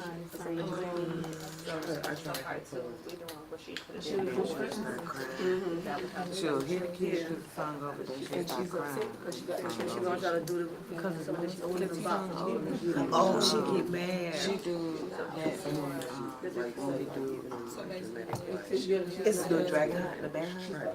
She would go the whole song, and then the last time when we run the first bear, she's like, I don't know if it like, she's excited and happy, but then it turns into It overwhelms her, like, maybe, because she gets excited, but then she's like, and like everybody's done running, like we're done, like, and then she's still like running, and she's still, and I'm like, the song is I don't know what to say. And then she'll go to hit. Yeah, and then she'll be like, where, like, Find her to somebody find the to kid. hit. Yeah, and I'm like, oh. I told her, well, she knows she can't hit you. She's mad that it's over. She doesn't want it To be over. So I have to explain to her, like, because I try to tell her, like, it's okay, the bears are real, or like, I don't, like, how can I, what can I say to, like, stop getting that relationship? Well, she just wants to keep going. Yeah. You just have to explain to her that we'll do it again. And Yeah, and that's usually what we do. And then once we start on something else, she'll be like, okay, I guess I'll listen to this story. Like, she'll sit there like this on your lap. She'll be like, I'll be looking at her. Open your ears.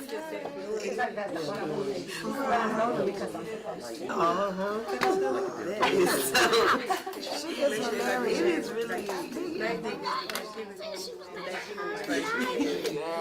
I was crying, and I was so frustrated because I couldn't like stop running to get me around there.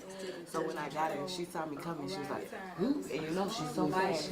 So I literally, she get to the end of the aisle, and I barely grab her. I'm like, and I catch her, and I'm like, and I yank her up, and I'm like, man, like, so I'm saying, girl, I couldn't even, like, I didn't even, I just wanted to break out, and then she just kept saying, I'm like, girl, come on.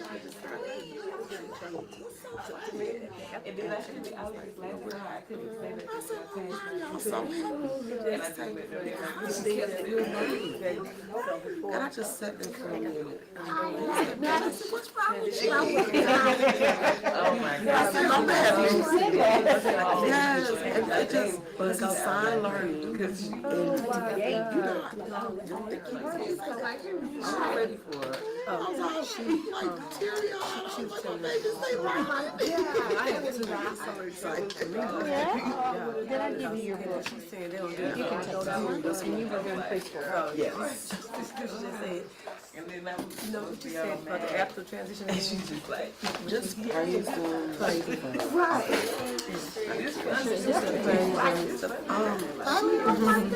Right. Then my It's like, for me, yeah, I like some of the cars too. And then I mean, some of the because I don't like the same car. I just make sure, I try to like, okay, so you see the car now, I let them keep the car. And then at one point, they put the car down. And that's when I say, okay, you ready to share? Like I said, there are two. So I have a hard time trying to get them to share. So at this point, I'm still trying to figure it out. But if she's still there, you have three cars, you're older kids. So mine, they're going to fight. That's what they do the holidays. So, but yeah. You know, she said, I just couldn't bring myself to do it because she didn't got it.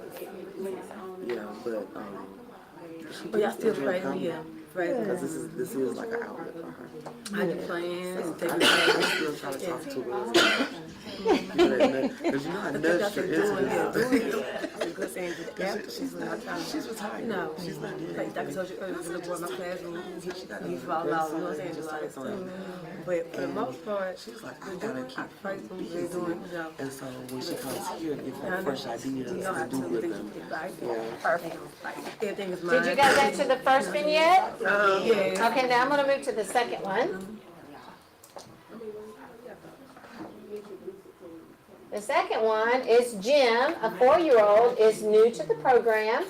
He and the other preschoolers in his classroom are playing on the playground. When Miss Johns calls them to go inside, they all gather next to the entrance door. Jim stays in the sandbox.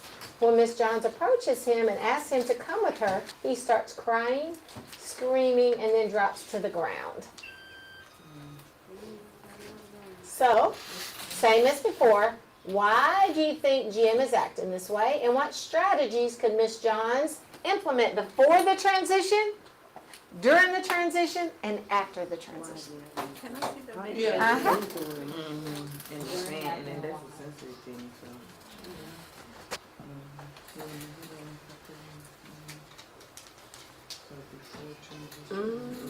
Okay, I got it.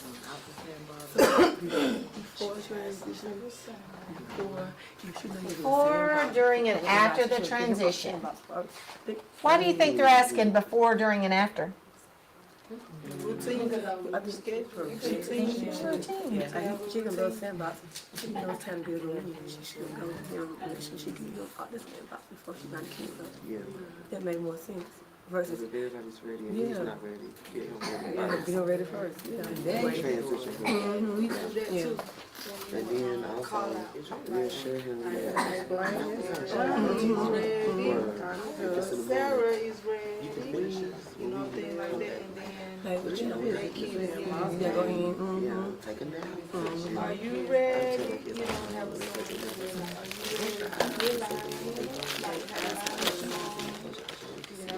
oh, okay.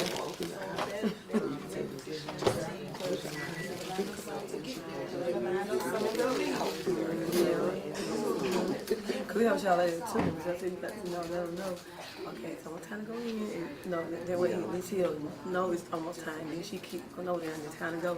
Go get him. Yep. Like I said, talk to him. And that way, you might have like a. Anybody else to disperse? I have 3 months away. So exactly. It's our language.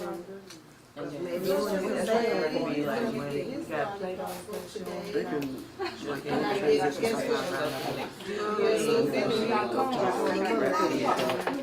I need nobody to hide. And just kind of so harmful. Right. And these like on one leg. Them keep it, especially for kids that have to have those kind of things. My oldest girl, the only one like that. She had to have one of my silk ladies. She had to just have it, not just for sleep. So now you're 31, she like that to this day. She still got to have something like that to rub on her face. It used to be my gown because it was me, but now she be like, Mom, I be hiding from other people, but I still have to do it. Oh, I wish she felt and I rack it up behind. I guess because she's an adult, so she don't want like men or like girlfriends and stuff. When it's resting time, she got to have that family. She's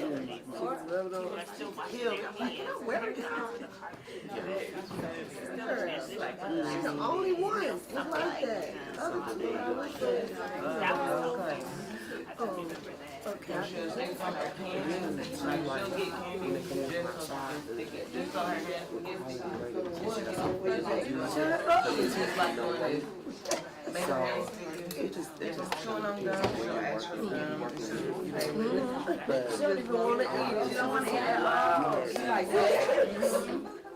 Knees up in her hand, like So that child knew they come pour that I'll out. give her some taffy, she'll just play with like candy. I'll And that's what they cut it with. They go wash their hands and they move to a different area. And then she'll be finished. Wow. They got to sanitize. So that it lands in the, you know what I'm saying? And so it was like, no way, they come here and playing and Okay. But for two y'all, you said put everything out there one time, kids put some in their mouth. I can't just do that. You could do the same thing with the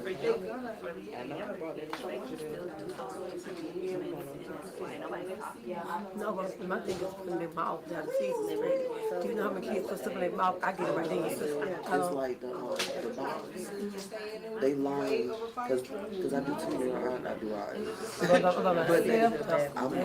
trust me, I do by myself. I'm saying, listen, two y'all to tell you, you cannot be letting long enough the kids put in their mouth right there. I get it. I don't get them a chance to put it down. But you can do that, because if you have the box when you come in, I always have an area at the door when we come in. And I made a space, and the box is right there, and they know to go get it, and there's enough stuff for everybody to do something. They're not going to be playing with it long enough, because you're directing, go to the bathroom, you're washing your hands, and then after they do that, they know that they're going somewhere else. So, you know that everybody's moving, they move. That's how I would call it. So you already got two at the same. So then you only put it on the carpet. And then one might be when that's so they I'm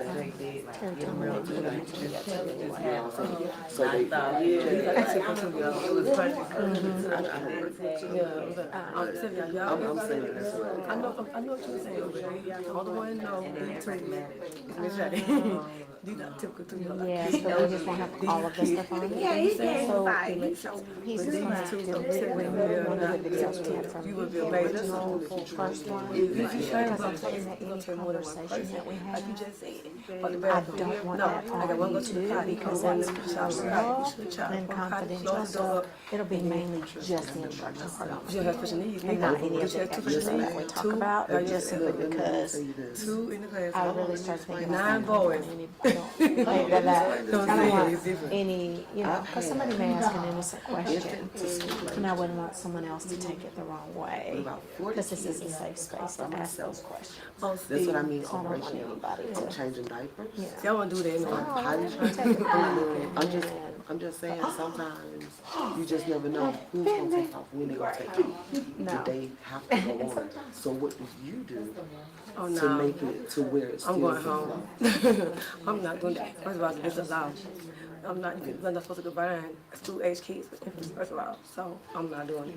I'm going home first. I know what it is, but the real side of it is your side. My side. This is, I'm covering my city. I'm not going to talk to nobody else. It's me. My name on this. So for me to feel comfortable, I did that before. I'm not doing it. You know about that. I have no infant in the room, no 5, 6 years old. So why would I do it? You figure it out. You direct it. I'm going home. I'm just being honest. I'm not doing it. I have first, I'm a mama first. So for me, I'm gonna follow the rules like I'm supposed to. Irregardless, it's still the round was what am I going to do to help the situation? But it flows, it flows. Okay, has everybody answered both vignettes? Same thing for the first one, pretty much. Crazy.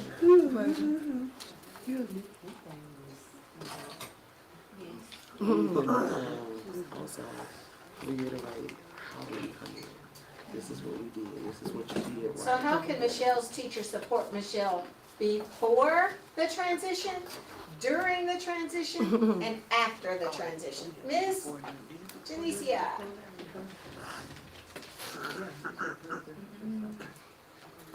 Also, the first one with Michelle, the questions were a little different, right? It was, why might Michelle be acting this way? And then what could the teacher implement before the transition to group time to support Michelle during the transition and after the transition? Okay. Well, we put, the reason she might be acting like that is because she's very engaged. And she might not do well with transitioning. So we came up with, we'll verbalize a time frame.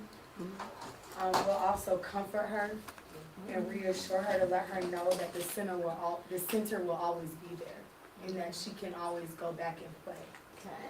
And also another idea she came up with was like a visual timer. She said they do that where she works at. They have little timers. And the kids are intrigued when they hear the beeping sound go off. You know, just something different. Absolutely, something to get their attention for them to understand, oh, my time is winding down. Anyone else have anything different? We had to praise her for stopping when she stops afterwards, and then giving her the opportunity to come back, like they said. Absolutely, and if she, when she is, and even after you guys finish that activity, then remind her, Michelle, would you still like to, you have time, would you like to go back to this center again? Yeah. Okay. So, and even like, so I like all the strategies about supporting her before. So it is letting her know that the transition is coming. So whether it's the timer that you all did, the communication, letting her know it's coming. And then while she's in the transition, explain where she's going to go at the end of the transition, what she's going to do at the end when everybody's finished. And then after the transition, support her and let her know maybe she can go back or whatever she needs to do. Okay, so now what about Jim? Why do you think Jim is behaving this way?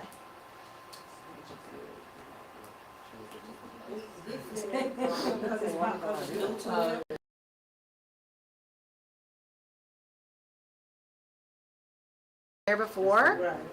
Yeah, he's new to this program. So again, dear?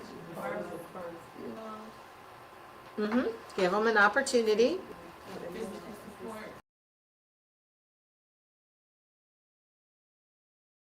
We also said, explain it to him because he's still new. So he don't, when they start doing transitions, so he kind of don't know what's going on. Yeah. I noticed that in learning spaces, like, because the families always change.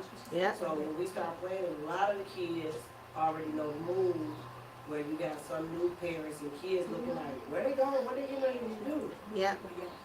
So Absolutely. explain it to them. She said, what I thought was a great idea is transition that child first, prepare them first. And so when you get that child together, then you get the other kids together in line. Absolutely. And you don't have to worry about why you're trying to get this when everybody else start doing other things. Right. So I thought that was a great idea. You could do all that and the child will still show This up. kids in general though. Yeah. This is kids in general. We got, and I just said, you know, I do all the board teacher training. That one child that go out that way, hey, you wanna come meet the child? You gonna come ready to get on And that they're going to come and do it. And the key is not keeping them waiting too long in the transition. So once you get them to line up, if that's what you're trying to do, don't leave them waiting. Yeah. Be ready to move with them. Yeah. Because if they wait too long, they're going to be touching each other too. And pulling out, if you're by a shelf, they're going to be touching everything that's on that shelf. Work out the walls. Yeah. Yes.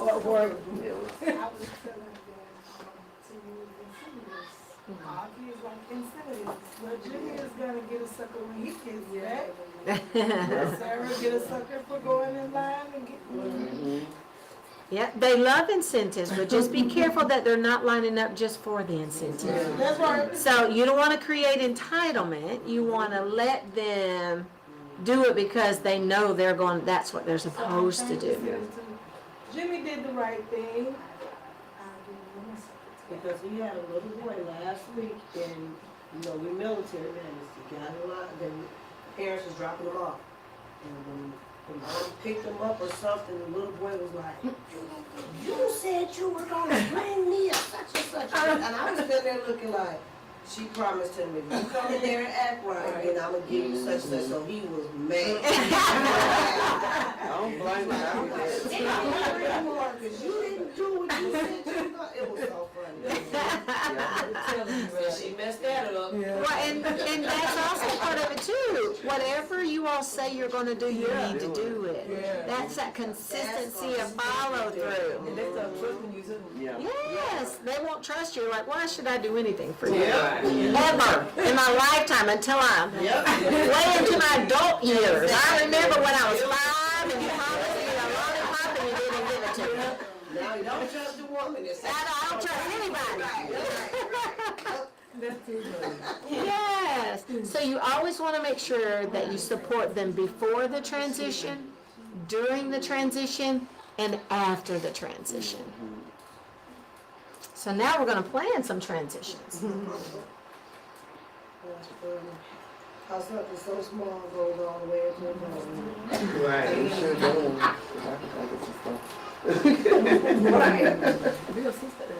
And when you're thinking about your transitions, you also want to think about it from this perspective right here.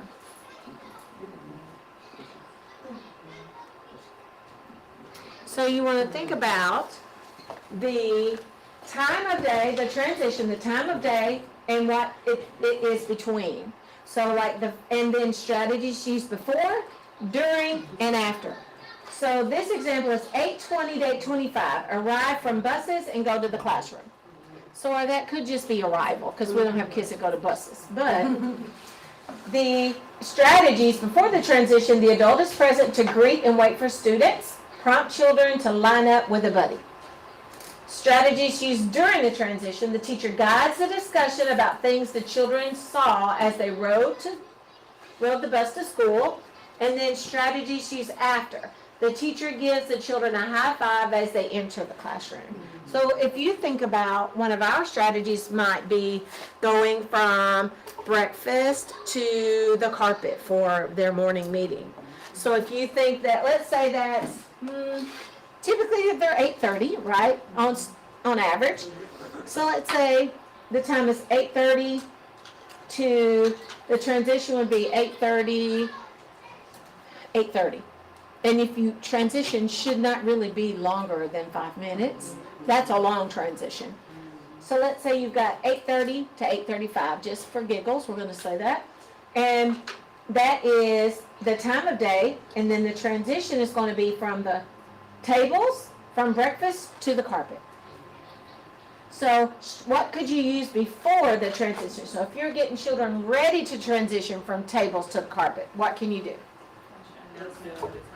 Yes, give them a time, a countdown time. Absolutely. So strategies, what are you going to do during the transition? Could be a song, could be a finger play, could be an attention getter, a warning of, hey, we're almost finished, 5 more minutes, 2 more minutes, whatever. We're going to the carpet.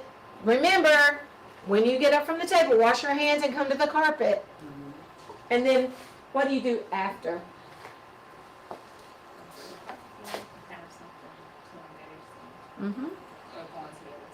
Yeah, and it even that praising them for doing the transition. Yeah. Thank you all for coming to the carpet like we asked. You are a great transitioner. So give them the language you want them to give back to you, if they can say it. Infants and toddlers, 1-year-olds and 2-year-olds, they might just go, yay! If you say, you did it, they go, we did it, or yay, or just screaming, ah! So whatever you want them to do to support them through that transition. So now, at your tables, I want you to plan. We did the breakfast to the carpet transition. So think of at least 3 more transitions that you might have during your day, and plan using this planning tool for the transition.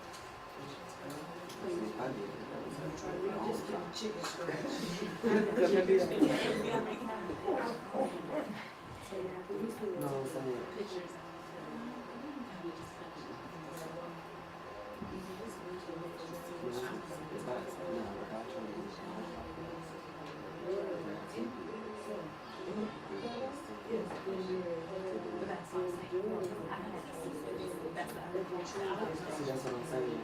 It depends on how you look at it.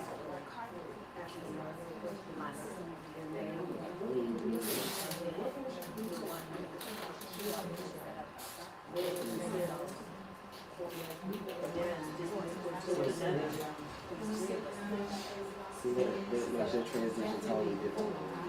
Yeah.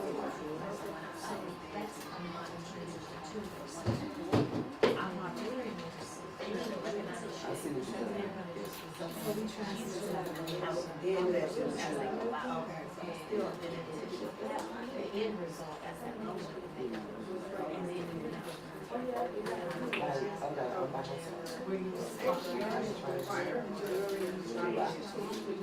So that's why I said this is what you do. It's not gonna work for me. So what I do with my kids is I do cycle time, so I'm transition from cycle time to going outside. While I'm in cycle time, I start seeing the ones who are ready to go to the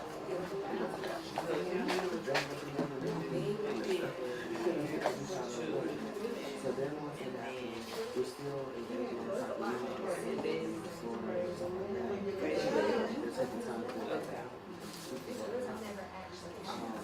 The ones that need assistance, they're going to have somebody else. So by the time they go to the bathroom, after they go to the bathroom, they wash their hands, do something like that.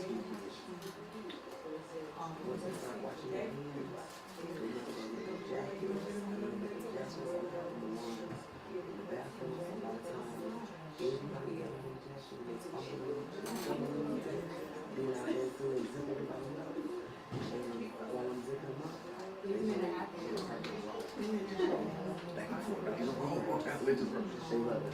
But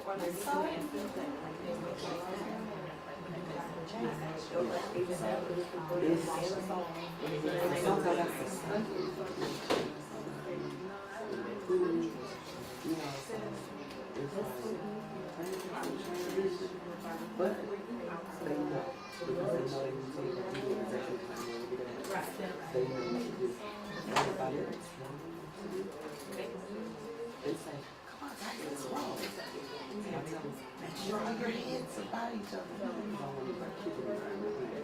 So they know fix. And they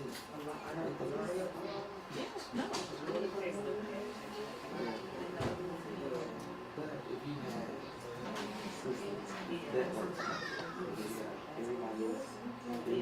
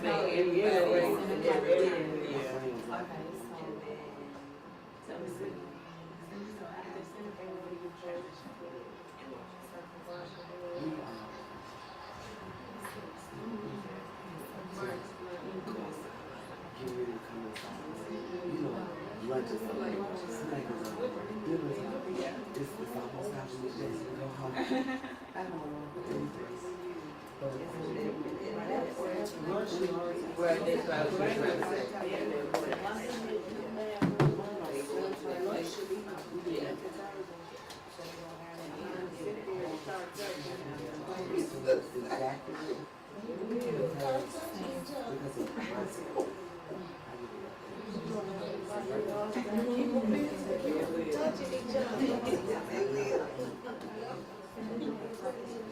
kids are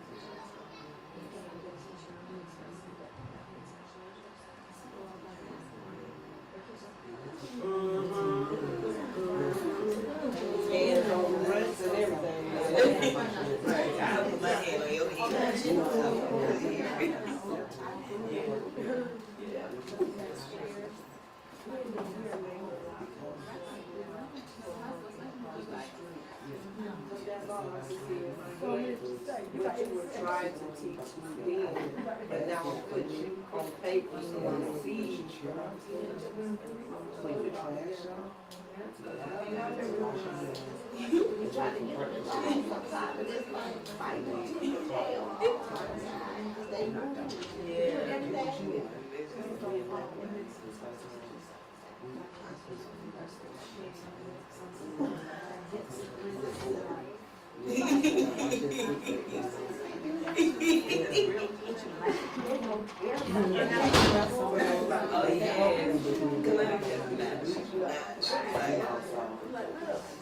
She like, well, I'm not doing that. It's nothing in my mouth.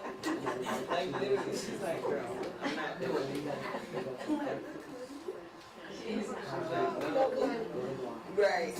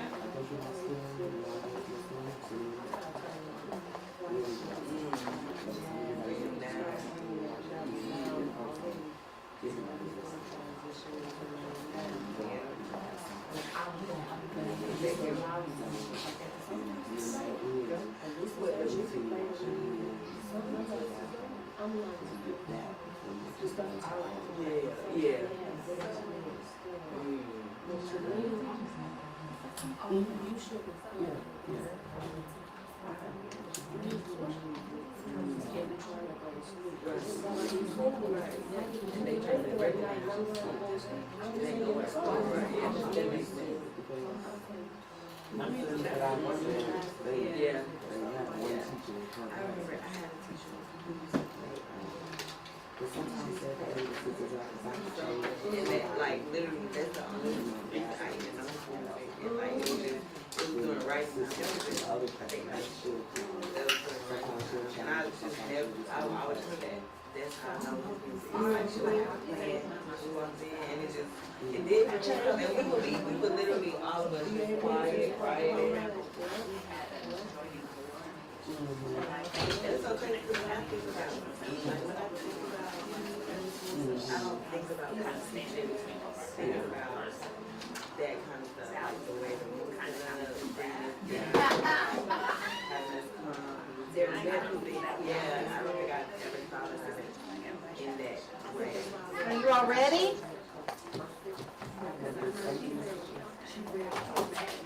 Yeah, I think so.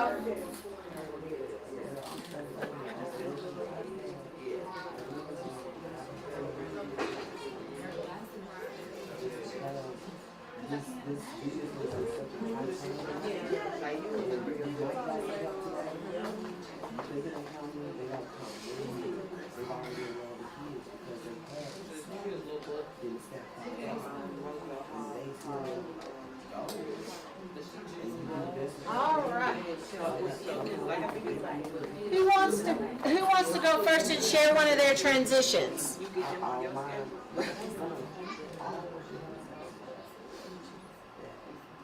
Who wants to go first and share one of their transitions? Oh, you can.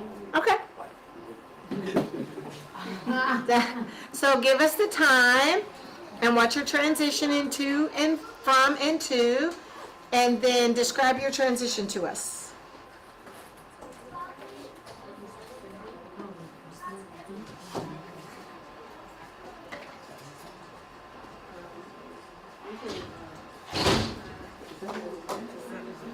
I can't hear you, love.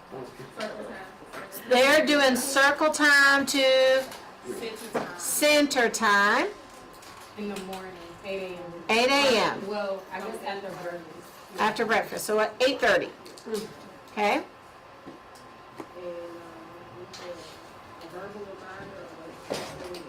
Okay, a verbal reminder when it's getting close to time to end.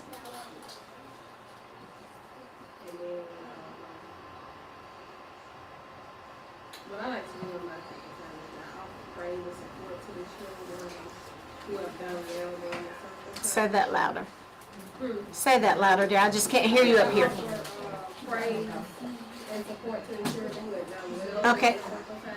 So she offers praise and support to the children that did well. Yes. During the circle time. And then I have them transition. Sometimes we sing songs. Okay, sometimes they sing songs to get to where you're going. Yes. And so afterwards, then I have the children choose the center they would like to engage in. Okay. That's after your morning circle's over, right? Then you transition them somewhere else.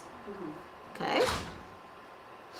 And sometimes people play music, like the Let's Come to the Carpet song, so they'll give them the 5 minutes, Let's Come to the Carpet, and that'll play while the kids are gathering on the carpet for their morning meeting or whatever, and then they'll start their morning meeting. Okay? That's the new one. I never heard that. What's the morning meeting? That's circle. It's another word for circle Oh. time. Yeah. I'm like, wow, I never heard that one. Because sometimes people get really funny about wording of things, so calling it circle time, what's circle time? You know what I mean? When I hear morning meeting, I think like adults. Yeah. I don't think like Yeah. kids, because Yeah. when I was in the dental field, we had Uh-huh. morning Yeah. meeting, morning huddle time. Yeah. Before we opened up to the patient. Yeah. Yeah. Absolutely. I guess it's the same. We're briefing the kids before their Yeah. day starts. Or it could, however you know, people's gonna have an opinion about lots of stuff, Right. so, yeah.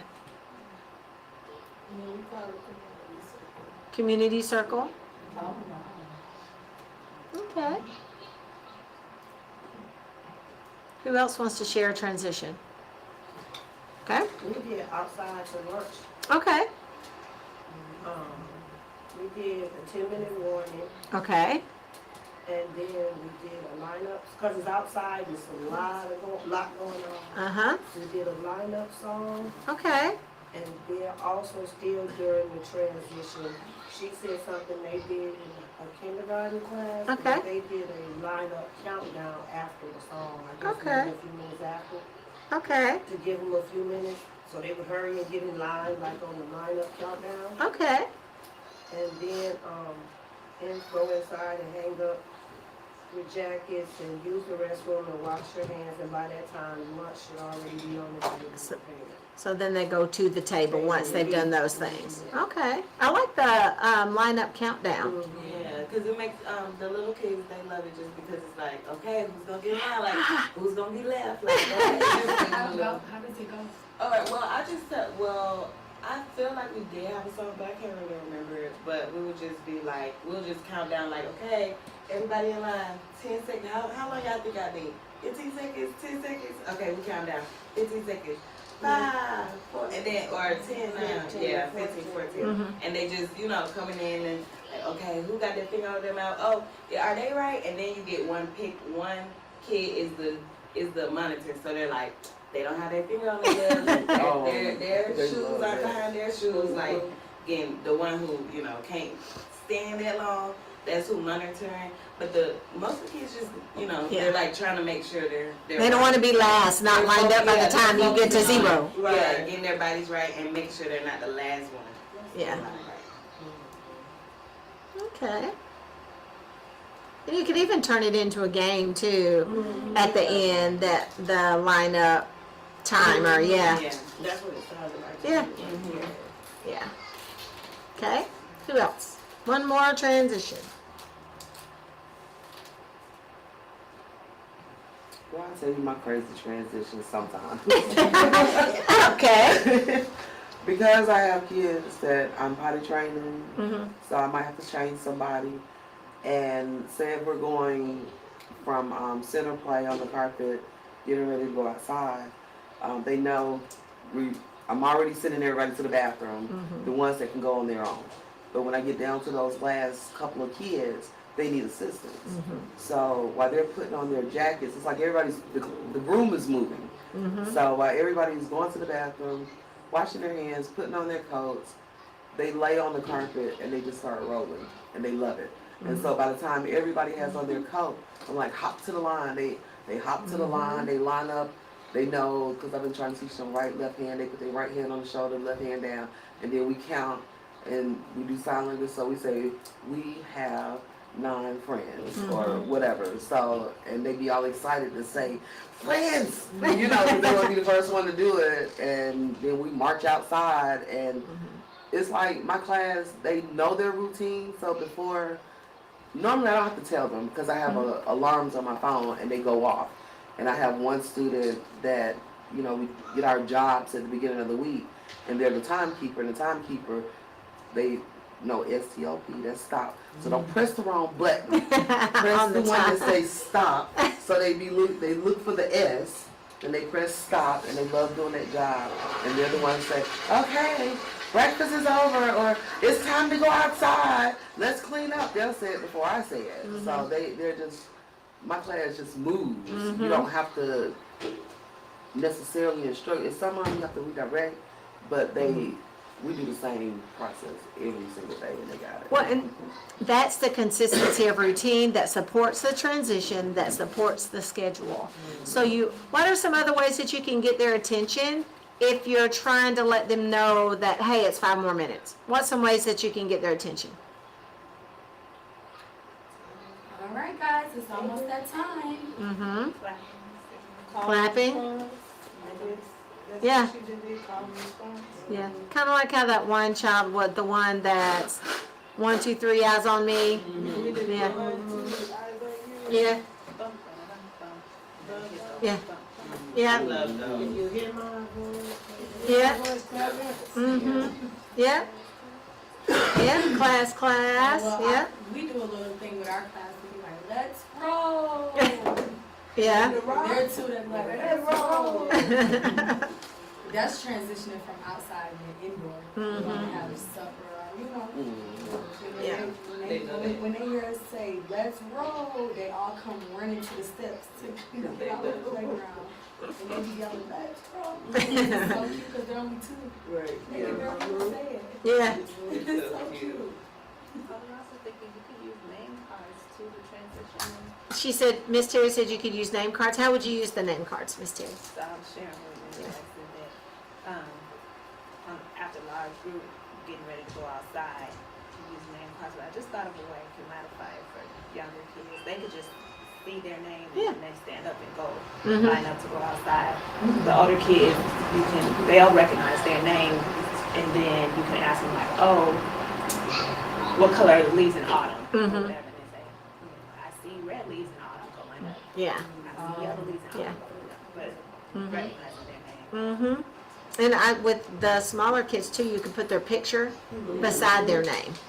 So they'll, oh, that's me. Oh, that's my name. Yeah. And sometimes people will do things like whoever is wearing blue sneakers, go line up. Who's ever wearing a red shirt, go line up. Yeah. And the waddling and hopping and all that, that always works well for them. They love to sing the ants go marching 2 by 2. Yeah, they do. And then that's our song going outside. The ants go marching. Yeah. They're just marching down the hallway. Yeah. All you hear is their feet. And the one girls, because they're very small, they'll sing a song called Follow, Follow, Follow, Follow, Follow, Follow, Follow Me. Yeah, follow, follow, follow, follow. So they'll sing and the kids will be like following along with their little rhythm. Yes, way into the music. So always think about, when you're thinking about your transition, a signal that you can get their attention with. Sometimes we used to teach that there was, you could do like a volcano that's like, woo, shh. So whatever, it could be anything. Yeah, to get their attention. And then once you've got their attention, then you give them the warning for whatever the time frame is. 10 minutes. 5 minutes. I like 10 minutes myself because that gives them in their mind, it gives them enough time, and then go 5 more minutes. And then during that 5 minutes, go ahead and start the cleanup song if that's what you want them to do. And there are children that, I'm trying to think where they were that I heard them say this. 2 songs. They said after 2 songs, you can even songs. And then we're cleaning up. So they'll be like 2 songs. And then you play the 2 songs and go, all right, it's been 2 songs. And then they go. A playlist for like their center time. Yeah. And just include the cleanup console. Absolutely, yeah. I think so too, yeah. They're just like us as adults. Like how we have to be prepared for certain things, they like to be prepared too. When our schedule's thrown out, what's going on? I'm stressed. Anxiety kicking in, everything. Kids are just like that. Just like that. And unfortunately, they don't have the words or the self-regulation skills to say, okay, let me just take a minute and get myself together. Their whole day's thrown off. Yeah.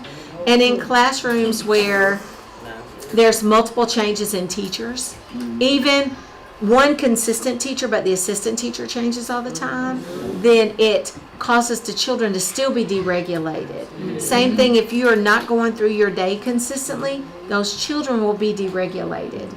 And there's not going to be a thing you can do about it until you provide that consistency for them. And then it will change. And it takes time to change. So if you notice, after a teacher is new, and then they 2 weeks the children are given them HE double hockey sticks. And they're just like, oh my gosh, why did I do this? Remind me one more time. And then 2 weeks, a little better. 3 weeks better. A month later, it's like, oh, They're getting it because they have to regulate to the consistency that you give them as a teacher.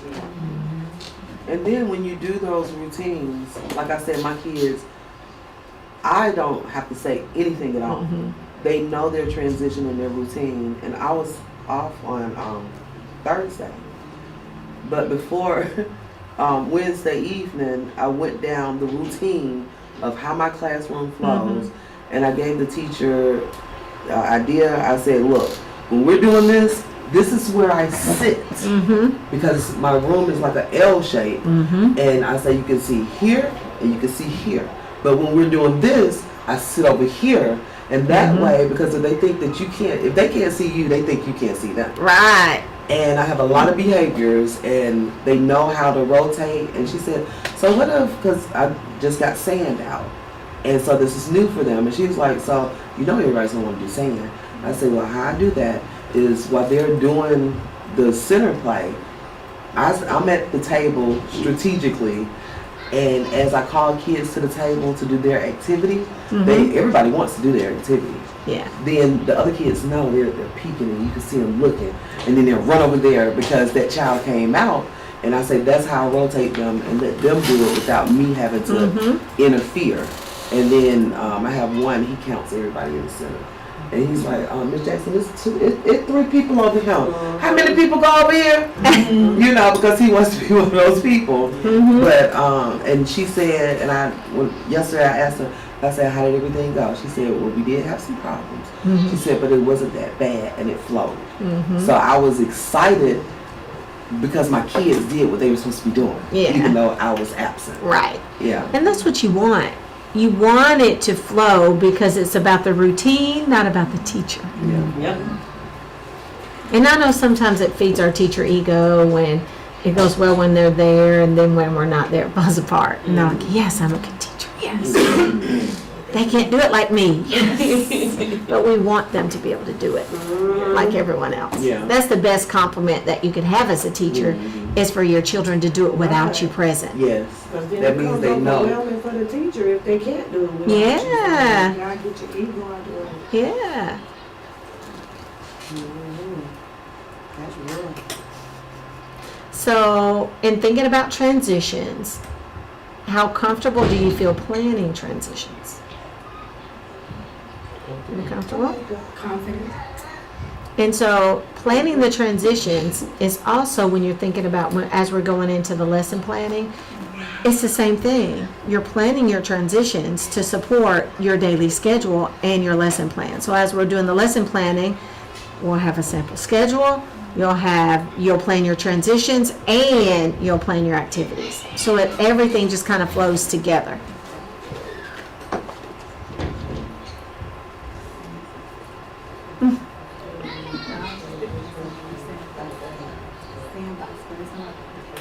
Any questions about transitions or about schedules? We went through schedules kind of fast.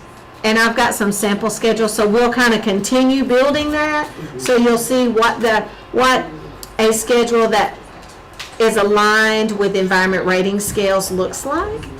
You'll see what that looks like. And I'll also have one that is not aligned, so you can see what one that's not aligned looks like and what one that is aligned looks like. And we'll use the one that is aligned in our planning.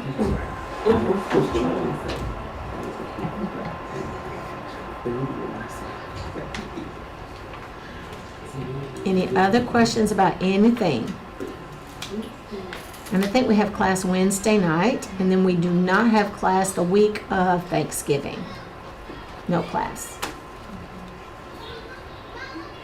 So next class after Thanksgiving will be in person. yes, it'll be in person. Yep. So that'll be the second? Yes. I have to look at my calendar and see what's in.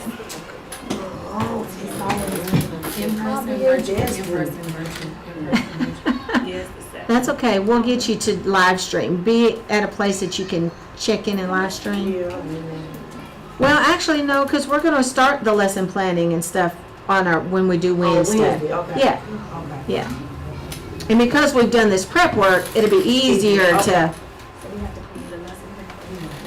No, because we're gonna do a planning, a way to plan lessons. I'm gonna show you 2 different ways. And then we're gonna plan a lesson. And one way supports the other way. So they support each other. I was gonna look at the calendar to see. So our class, we have class on the 20th, and then it's December 7th. That's when our next class is on, well, I think, yeah, because we don't have any class that whole week of Thanksgiving. Because that's typically gives you guys time to rest, time to travel, see your family, yeah. That's okay, maybe you can live stream it. At least have it in your ear or something, yeah. Or just go back and watch it after, yeah. Any other questions?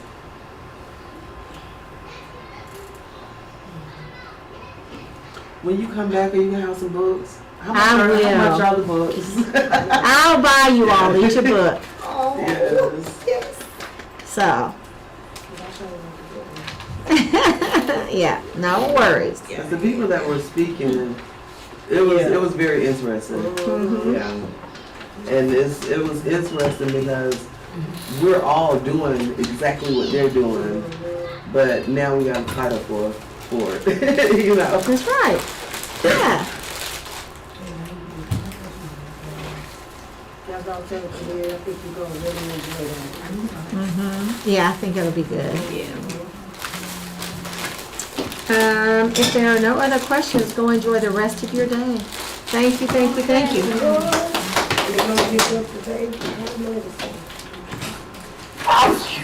Bless you.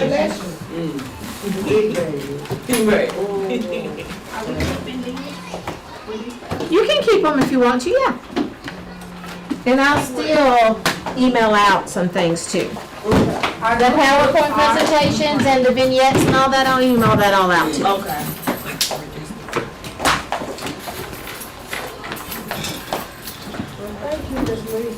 Thank you, ladies. Are the books ours, Ms. Lisa? What's that? The textbooks, are those ours? Yes. Oh, okay. Yours is sitting, did I sit Michaela's on the Yeah, you table? did. Yeah, that's yours. I just didn't know if we keep them. Yeah.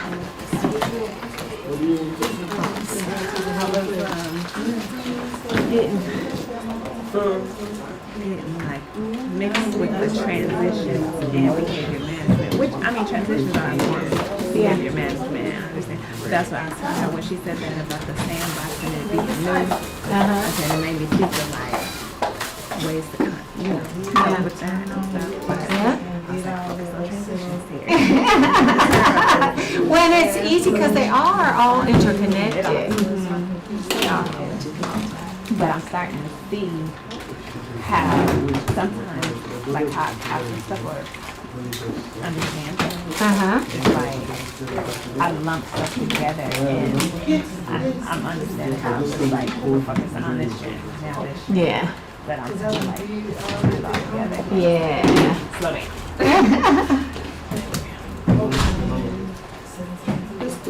Yes, ma'am. I wanted to ask. Excuse me, I'm good. You know, the garden thing is bugging me. Yeah, right. Because I'm trying to. Can we have like a come together have a plan of action for this? Because nobody knows how to start, when to begin. Like me, I don't have where's the time in the day to do it and to kind of prep it and get ready. You understand what I'm saying? Just like how you do your lesson plan and stuff. We will have to plan for that, especially since none of us do. But I was told there's a lot of stuff that we can grow right now. Yeah. So, I don't know where to begin. And we, as a group, as I talk to everybody, we don't know where to begin. Right. So we need a starting point. Right. So, because I mean, it's so much. I mean, I just look out there. There's so much that we can do with that area, but I don't know how to start it. Right. So, just if we can kind of think of a way of how to get it started at least. You know what I'm saying? Yeah. You know. It was also 23rd, and then we did. I mean, So how did you guys do it in the past? This is the first time, well, in the past, when we first had it, we had a gardener that came in. We had a gardener that came in. So